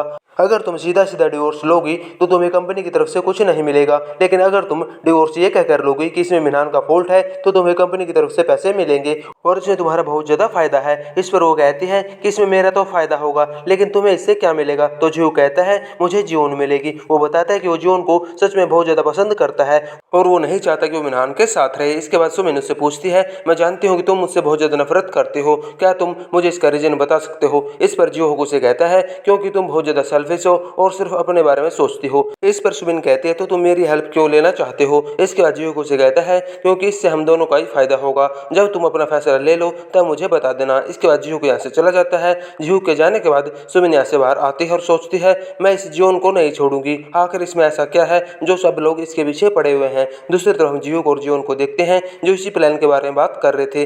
जीहू उसे बताता है कि उसने सुमिन को अच्छी तरह से भड़का दिया है और जीवन बताती है कि उसने मिनहान को भी भड़का दिया है। अब मिनहान अपना कर्जा चुकाने के लिए हर हद पार कर देगा। इसके बाद हम मिनहान को देखते हैं जो सुमिन का ब्रांडेड बैग सेल में बेच देता है। दूसरी तरफ जीवन और जीहू प्लानिंग कर रहे थे कि अब मिनहान अपना कर्जा चुकाने के लिए यूरा का सपोर्ट लेगा और सुमिन भी वो सब करेगी अपनी पोजीशन को ठीक करने के लिए जो वो कर सकती है। इसके बाद हम यूरा को देखते हैं जो वही कैंडी खा रही थी और उसने आज पहनने के लिए वही रेड हिल्स चूज किए थे, यानी कि अब सिचुएशन चेंज होने लगी है। इसके बाद उसका सेक्रेटरी उसके पास आता है और कहने लगता है कि अब हमें यहाँ पर गिव अप कर देना चाहिए और इन मामलों में ज्यादा नहीं पड़ना चाहिए। इसके बाद यूरा कहती है तो तुम चाहते हो कि मैं इतनी आसानी से ये सब कुछ छोड़ दूं। माना कि जीहू को अब मेरे कंट्रोल में नहीं है, लेकिन उसके ग्रैंडफादर तो हैं और मैं अच्छे से जानती हूँ जीहू के ग्रैंडफादर को अपनी साइड में कैसे करना है। इसके बाद हम यूरा को देखते हैं जो कि जीहू के दादाजी से मिलने जाती है, जहाँ पर वो फिर से एक बार कोशिश करती है जीहू के दादाजी को अपनी साइड करने की, लेकिन तभी यहाँ पर जीहू आ जाता है और अपने ग्रैंडफादर से कहने लगता है मैं जिस लड़की को पसंद करता हूँ मैं उसे अपने साथ लेकर आया हूँ और इसलिए मैं नहीं चाहता कि मेरी एक्स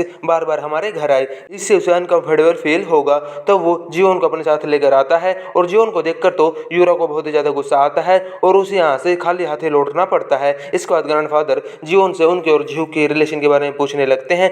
इस पर जीवन उससे कहते हैं कि वो जीहू को बहुत ज्यादा पसंद करती है और जीहू को उसके साथ खुश भी रहेगा, इसलिए वो कहती है प्लीज दादाजी जीहू को मुझे दे दीजिए। इस पर दादाजी भी खुश हो जाते हैं। इसके बाद हम इन्हों को भी कंपनी में देखते हैं। यूएन की कंपनी में उसकी जॉब भी लग गई थी और मेल किट के प्रोजेक्ट को भी अब वही हैंडल कर रहा था और ऐसे यूएन की कंपनी फूड से रिलेटेड ही प्रोडक्ट बनाती थी, इसलिए उसकी जॉब की प्रॉब्लम भी अब सॉल्व हो गई थी। और कंपनी में आने के बाद बार बार वो योन की शीट की तरफ देख रहा था और वो इसके बारे में जीवन से भी बात करता है। तो जीवन उसे बताती है तुम चिंता मत करो, तुम योन से बहुत जल्दी मिलोगे। इसके बाद जीवन जब लिफ्ट में जा रही थी उसके पास बार बार सुमिन का कॉल आ रहा था, लेकिन वो उसका कॉल नहीं उठाती। लेकिन जैसे ही लिफ्ट खुलती है उसके सामने सुमिन खड़ी थी। वो उससे पूछती है कि तुम मेरा फोन क्यों नहीं उठा रही हो। इस पर जीवन कहती है क्योंकि मैं नहीं उठाना चाहती। इसके बाद सुमिन उससे कहती है कि तुम्हारे लिए मानना शायद मुश्किल होगा, लेकिन मिनहान से मेरी शादी हो चुकी है तो अब उसे साइड यूज करना बंद करो। इस पर जीवन सिक्योरिटी को कॉल करती है और कहती है कि यहाँ पे एक पागल लड़की आ गई है, आओ और उसे कंपनी से बाहर फेंक दो। इसके बाद सुमिन से कहने लगती है कि मिनहान मेरे साथ 7 साल था, फिर भी उसने मुझे धोखा दे दिया, तो तुमने ये कैसे सोच लिया कि वो तुम्हें धोखा नहीं देगा। इस पर सुमिन कहती है कि जो कुछ भी हो, अगर तुमने दोबारा से मिनहान को सेड्यूस करने की कोशिश की तुम दोनों को पूरी कंपनी में बदनाम कर दूंगी। इसके बाद जीवन उससे कहती है क्या तुम्हें नहीं पता कि तुम्हारे पति को यहाँ से फायर कर दिया गया है। इसके बाद वो कहती है अब तो तुम्हारा पति भी नहीं है क्योंकि तुम दोनों डाइवोर्स ले रहे हो। इसके बाद सुमिन को हैरानी होती है क्योंकि उसे नहीं पता था कि मिनहान को कंपनी से निकाल दिया गया है। इसके बाद सिक्योरिटी वाले आते हैं और सुमिन को कंपनी से बाहर निकाल देते हैं। इसके बाद जीवन फिर से अपनी प्लानिंग करती है। वो जानबूझकर सुमिन को मैसेज करती है कि आज सुमिन यहाँ पर आई थी मुझसे मिलने और मुझे धमकाने की कोशिश कर रही थी, लेकिन चिंता मत करो कंपनी में उसका यकीन कोई नहीं करेगा। उसके बाद जीवन रिप्लाई करती है ओ गलती से मैंने मैसेज किसी रॉन्ग पर्सन को सेंड कर दिया। इस पर सुमिन को भी और ज्यादा गुस्सा आ जाता है। इसके बाद जीवन और जीहू आपस में बातें करते हैं। जीहू को जीवन से कहता है तुमने तो अपना प्लान अच्छे से किया, इसका मतलब कि अभी मुझे सुमिन का कॉल आएगा। और उसके बाद सुमिन का कॉल आ भी जाता है और सुमिन उसे चलाते हुए कहती है कि तुम जीवन को वापस पाना चाहते हो ना, तो ठीक है मैं तुम्हारे साथ दूंगी, लेकिन उससे पहले मैं उसे पूरी तरह से बदनाम कर दूंगी जैसा उसने मेरे साथ किया। मैं भी उसके साथ पूरा बदला लूंगी। सुमिन को तो बहुत अच्छी तरह से भड़का चुके थे अब बारी थी मिनहान की, इसलिए वो मिनहान के घर पे एक लेटर भेज देते हैं जिसमें लिखा था कि उसे कंपनी से निकाल दिया गया है और उसे बहुत सारे रूल्स एंड रेगुलेशन भी लगाए गए थे। लेकिन साइड में एक छोटा सा रूल लिखा हुआ था कि अगर हस्बैंड और वाइफ में से किसी की डेथ हो जाए तो कंपनी की तरफ से उन्हें इंश्योरेंस मिलेगा। और ये उन्होंने जानबूझकर किया था ताकि मिनहान के दिमाग में ये आए कि वो अपनी वाइफ यानी कि सुमिन को मार डाले। इसके बाद मिनहान ये सारे कागज लेकर यूरा के पास चला जाता है और उसे कहता है कि सुमिन को मारना चाहता है। सुमिन के मर जाने के बाद सबकी प्रॉब्लम सॉल्व हो जाएगी। इसके बाद ना ही सुमिन तुम्हें ब्लैकमेल कर पाएगी और मुझे भी बहुत सारे पैसे मिल जाएंगे। वो यूरा से कहता है कि उसे मारने के बाद तुम सारा मैसअप क्लीन कर देना और यूरा भी इसके लिए हाँ कर देती है। दूसरी तरफ जीहूक जियोन को बताता है कि यूरा और मिनहान आज एक साथ हैं। इसके बाद जियोन कहती है कि मतलब आज ही वो दिन है। इसके बाद जीहूक सुमिन को मैसेज कर देता है कि जियोन और मिनहान एक होटल के रूम में एक साथ हैं। इसके बाद सुमिन वहां जाने के लिए निकल जाती है, इसलिए दिखाने के लिए जियोन भी उस होटल के सामने कार रोकती है और वहां चली जाती है और वहां पर जाने की एक्टिंग करती है। लेकिन वो सुमिन को झांसा दे देती है जिस पर सुमिन को यकीन हो जाता है कि जियोन और मिनहान साथ में है। लेकिन जियोन तो साइड में छुपी हुई थी जो निकलकर जीहू के पास चली जाती है। लेकिन सुमिन को तो कंफर्म हो जाता है कि जियोन और मिनहान इसी रूम नंबर में साथ है, इसलिए वो पीछा करती हुई वहीं पर जाती है। और ये वही सीन था जैसे जियोन तब आई थी, तब मिनहान और सुमिन एक साथ थे। अब बस जियोन की जगह मिनहान है और वही सीन बार बार हमें रिपीट करके दिखाए भी जाते हैं। और जैसे सुमिन देखती है तो देखती है कि यूरा और मिनहान एक साथ थे। वो उन दोनों पर चिल्लाती है और कहती है अच्छा तो तुम दोनों का चक्कर चल रहा था। वो मिनहान पर चिल्लाती है कि वो तुम दोनों को एक्सपोज कर देगी और ये कहते हुए वो उन दोनों की फोटोज भी क्लिक करने लगती है। फोटो क्लिक करने के बाद जैसे ही वहां से जाने लगती है तो यूरा का सेक्रेटरी उसे पकड़ लेता है और उसे बांध देता है। इस पर यूरा मिनहान से कहते हैं कि देखो अब इसे ले जाओ और इसे जाकर मार डालो। इसके बाद मिनहान सुमिन को कार में ले जाता है और उसे एक जगह पर ले जाता है जहाँ पे वो उसे मारने वाला था। दूसरी तरफ यूरा ने तो अपने बचने का प्लान पहले ही बना रखा था। वो सोचती है कि अगर मिनहान सुमिन को मार भी देगा तो वो फंस जाएगा और यूरा पर कोई उंगली नहीं उठाएगा, इसलिए वो अपने खिलाफ कोई सबूत नहीं रखना चाहती थी। इसलिए वो मिनहान और सुमिन से एक साथ छुटकारा पाना चाहती थी। इसके बाद सुमिन को देखते हैं जो कि बेहोश थी। जैसे ही उसकी आंख खुलती है उसके सामने मिनहान था। वो मिनहान से रिक्वेस्ट करने लगती है कि उसे खोल दे। उसे अपनी बातों में फंसाने के लिए वो उसे लालच देने लगती है कि उसके अकाउंट में बहुत सारे पैसे हैं, अगर वो उसे छोड़ देगा तो उसे सारे पैसे दे देगी। लेकिन इसके बाद मिनहान उसके अकाउंट की डिटेल दिखाता है जिसमें जीरो बैलेंस था, मतलब कि मिनहान ने उसके सारे पैसे ले लिए थे। इस पर सुमिन बहुत जोर से चिल्लाती है और उसे खुद को छोड़ने के लिए कहती है। लेकिन मिनहान उसकी एक बात भी नहीं सुनता और तुरंत ही ऊपर जाता है और गैस को लीक कर देता है क्योंकि वो इस मर्डर को एक्सीडेंट का रूप देना चाहता था ताकि उसे कंपनी से पैसे मिल सके। लेकिन जैसे ही वापस आता है वो देखता है कि सुमिन यहाँ पर नहीं थी। दूसरी तरफ सुमिन एक चाकू लेकर मिनहान की तरफ खड़ी थी और इन दोनों में लड़ाई शुरू हो जाती है। सबसे पहले मिनहान सुमिन पर एक चेयर दे मारता है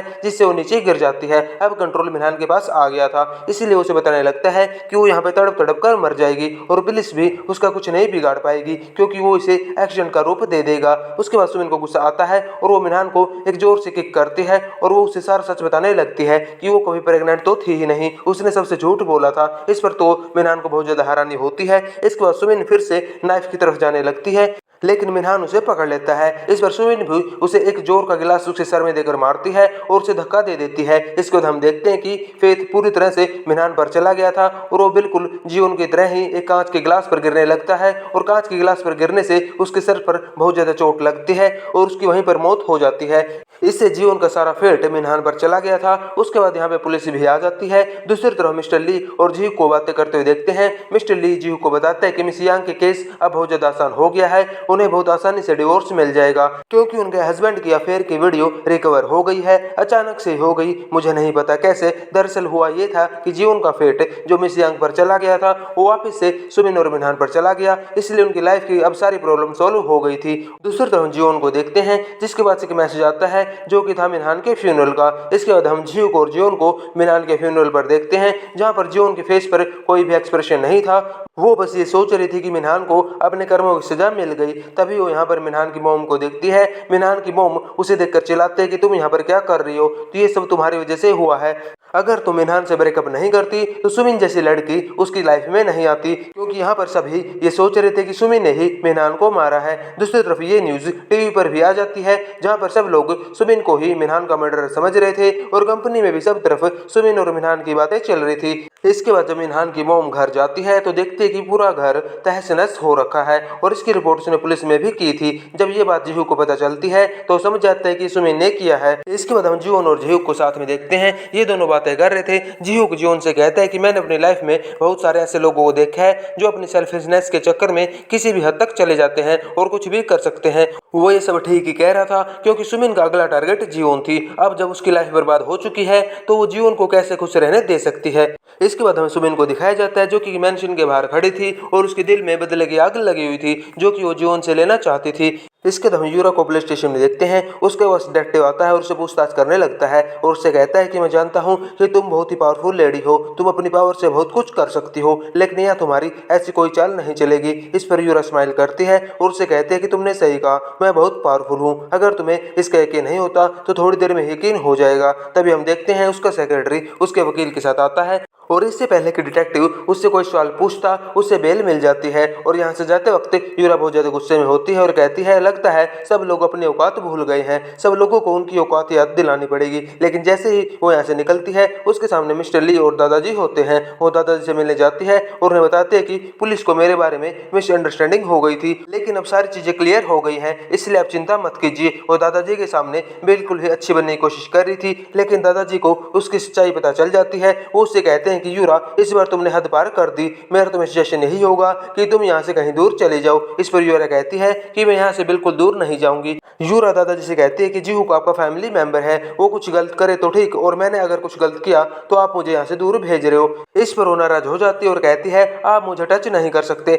मैं बहुत ज्यादा पावरफुल हूँ। और उसके बाद वो कार से यहाँ से निकल जाती है और गुस्से में यहाँ से जाने लगती है। लेकिन उसके सामने तभी जीहू आ जाता है। जीहू को उसे कहने लगता है कि मैंने तो दादाजी से पहले ही कहा था कि तुम एक अच्छे इंसान नहीं हो और तुमने जीवन को मारने की कोशिश की है। इस पर यूरा कहती है अगर मैंने की भी है तो तुम्हारे पास क्या सबूत है। इसके बाद जीवन कहता है कि मेरे पास सबूत है। तभी हम देखते हैं कि सुमिन के डैड और जीवन की मदर वहां पर आ जाते हैं और उन दोनों की जान बच गई थी। फ्लैशबैक में हमें दिखाया जाता है कि जब यूरा ने इन दोनों को मारने की प्लानिंग की थी और उस कार में गैस छोड़कर चली गई थी कि तभी वहां पर मिस्टर ली और जीहू पहुंच गए थे और इन दोनों की जान बचा ली थी। इसलिए अब दोनों यहाँ पर आ गए थे और पुलिस को सारी सच्चाई बताने के लिए तैयार हो गए थे। और पुलिस अब इन दोनों को भी अरेस्ट कर लेती है क्योंकि इन्होंने भी जीवन को मारने की कोशिश की थी और इसलिए वो यूरा को भी अरेस्ट कर लेते हैं। और इन सब में उनकी हेल्प यूरा के सेक्रेटरी ने की थी। और इसके बाद डिटेक्टिव फिर से यूरा के पास आता है और कहता है कि मुझे आपसे फिर से सवाल पूछने में बहुत खुशी होगी।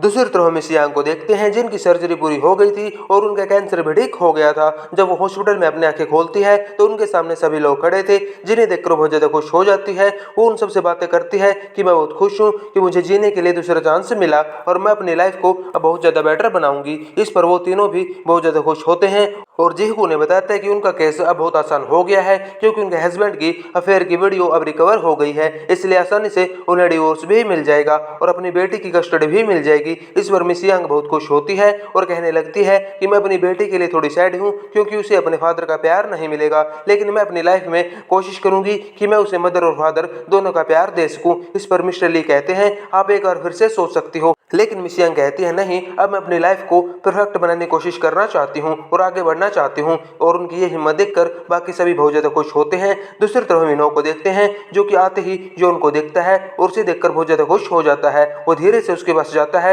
और उसे जाकर डरा देता है जिसपे योन भी बहुत ज्यादा डर जाती है।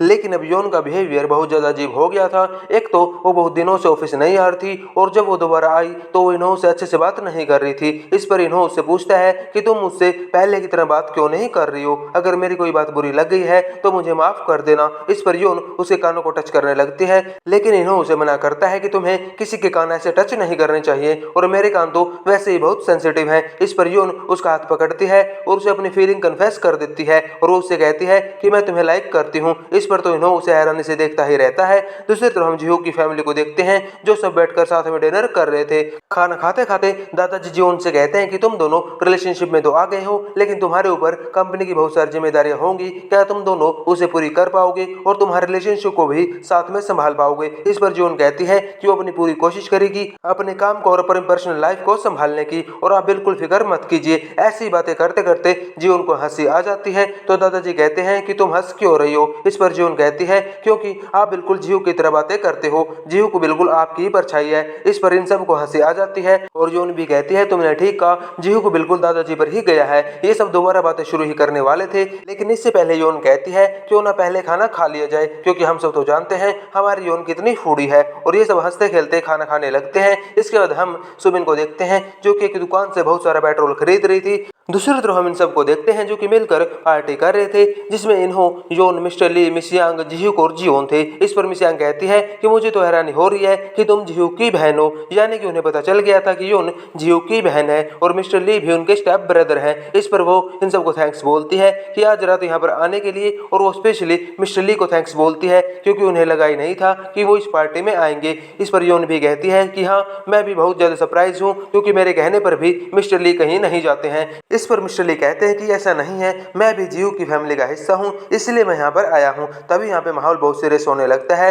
तभी मिस्टर ली एक बियर की बोतल ओपन करते हैं और जोर जोर से हंसने लगते हैं और सभी लोग तो बहुत ज्यादा हैरान हो जाते हैं क्योंकि उन्होंने मिस्टर ली का ऐसा साइड कभी नहीं देखा था। और ऐसे इनकी ये शाम बहुत अच्छी गुजरती है। इसके बाद जाने का टाइम हो जाता है और ये सब यहाँ से जाने लगते हैं। मिस्टर ली मिस यांग से कहते हैं कि वो उन्हें छोड़ देंगे और दूसरी तरफ इन्हों योन से पूछता है कि क्या वो उसे छोड़ सकता है, तो ये दोनों भी जाने के लिए तैयार हो जाते हैं और ऐसे ये दो कपल्स बनकर यहाँ से चले जाते हैं। इनके जाने के बाद जीहू को लगता है कि इन्हों योन के साथ क्यों गया, लेकिन इस पर योन कहती है क्या तुम्हें अभी भी समझ में नहीं आया। फिर जीहू को अपने आप समझ लेता है कि जरूर योन और इन्हों एक दूसरे को लाइक करते हैं। दूसरी तरफ हम देखते हैं कि इन दोनों पर कोई नजर रख रहा था, लेकिन ये कौन है इसका हमें अभी तक पता नहीं चलता। इसके बाद हम जीवन को देखते हैं जो कि अपने घर पर अकेली होती है कि तभी डोर बेल बजती है और उनके पूरे घर की लाइट भी चली जाती है। वो डोर ओपन करने के लिए जाती है लेकिन वहां पर कोई भी नहीं होता और जैसे ही वो बंद करने जाती है तभी हम देखते हैं कि वहां पर सुमिन आ जाती है। इससे पहले जीवन कुछ कर पाती वो उसे करंट देकर बेहोश कर देती है। इसके बाद हम सुमिन को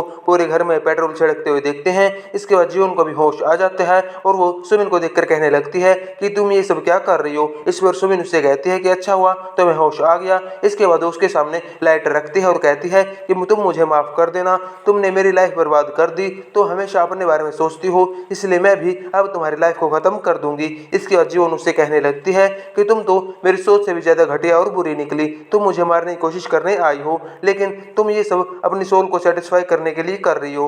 मुझे तुम पर बहुत दया आ रही है तुम्हें इस हालत में देखकर। इस पर सुमिन उससे कहने लगती है कि तुम हमेशा ही खुद को बेचारी दिखाती हो और ये दिखाती हो कि तुम्हारे साथ ही बुरा होता है, लेकिन तुमने मेरे साथ बहुत बुरा किया है। तुमने जानबूझकर मिनान को मुझ पर डंप कर दिया क्योंकि तुम्हें अच्छे से पता था कि वो कितना घटिया और गिरा हुआ इंसान है, इसलिए तुमने सारी बुरी चीजें हमेशा मुझे दे दी और मुझसे सारी अच्छी चीजें छीन ली। इसके बाद जीवन उससे कहती है अच्छा तो इसलिए तुमने मिनान को मार डाला। इसके बाद वो कहती है मैंने उसे नहीं मारा, पहले मुझे मारना चाहता था और मुझे अपने आप को बचाने के लिए उसे मारना पड़ा, लेकिन अगर कल को मैं पकड़ी भी गई तो मैं पुलिस से कह दूं कि ये सिर्फ एक्सीडेंट था और सब मेरी बात मान लेंगे जैसे कि हमेशा मान लेते हैं। इस पर जॉन कहती है हाँ तुमने सही कहा, सब तुम्हारी बातों को हमेशा मान लेते हैं क्योंकि तुम बेचारी होने की एक्टिंग करती हो। इसके बाद सुमिन उससे कहने लगती है कि मैं जीत गई। इस पर जॉन कहती है नहीं, इस बार तुम नहीं मैं जीती हूँ। इस पर खड़े होकर जॉन अपने हाथ का लॉक तोड़ देती है और जैसे ही सुमिन उस लाइटर से घर में आग लगाने वाली होती है, जीवन उसे पकड़कर पटक देती है और अपने जूडो की क्लास का फायदा उठाती है और उसे कहने लगती है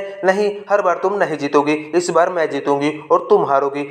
तुम हमेशा ही खुद को बेचारी दिखाने की कोशिश करती हो, लेकिन हर बार ऐसा नहीं होगा। इसके बाद जॉन उससे कहती है और क्या कहा था तुमने कि तुम्हारे खिलाफ मेरे पास कोई सबूत नहीं है, लेकिन अभी तो तुमने खुद ही सबूत दे दिया अपने मुंह से सब कबूल करके। इसके बाद सुमिन उससे पूछने लगती है तो तुम्हें पता था कि मैं यहाँ पर आने वाली हूँ। इस पर जीवन हाँ कहती है और ऊपर कैमरे की तरफ देखती है। दरअसल जीवन ने यहाँ पर कैमरा लगा रखा था जिसमें सब कुछ रिकॉर्ड हो गया था और जो भी सुमिन ने अभी कहा था। इसके बाद हम फ्लैशबैक देखते हैं जिसमें हमें इनकी प्लानिंग का पता चलता है। दरअसल जब सुमिन वहाँ पे पेट्रोल लेने गई थी तो उसकी दुकान के ओनर ने उसे पहचान लिया था और उसकी खबर उसने पुलिस को दे दी थी और पुलिस ने इसकी खबर जीहू को और मिस्टर ली को दी थी। इसके बाद जॉन कहती है कि मैं जानती हूँ कि सुमिन मुझे मारने के लिए आ रही है तो उसे आने दो, इस बार हम पहले से ही प्लानिंग करके रखेंगे और उसके सारे गुनाह उसी के मुंह से कबूल कराएंगे ताकि इस बार वो पुलिस से बचकर ना जा सके। लेकिन जीहू इसके लिए बिल्कुल तैयार नहीं होता क्योंकि इसके लिए जीवन को अपनी लाइफ रिस्क में डालनी होगी। लेकिन जीवन उसे समझाती है कि वो कब तक सुमिन से भागती रहेगी, उसे कभी ना कभी कभी तो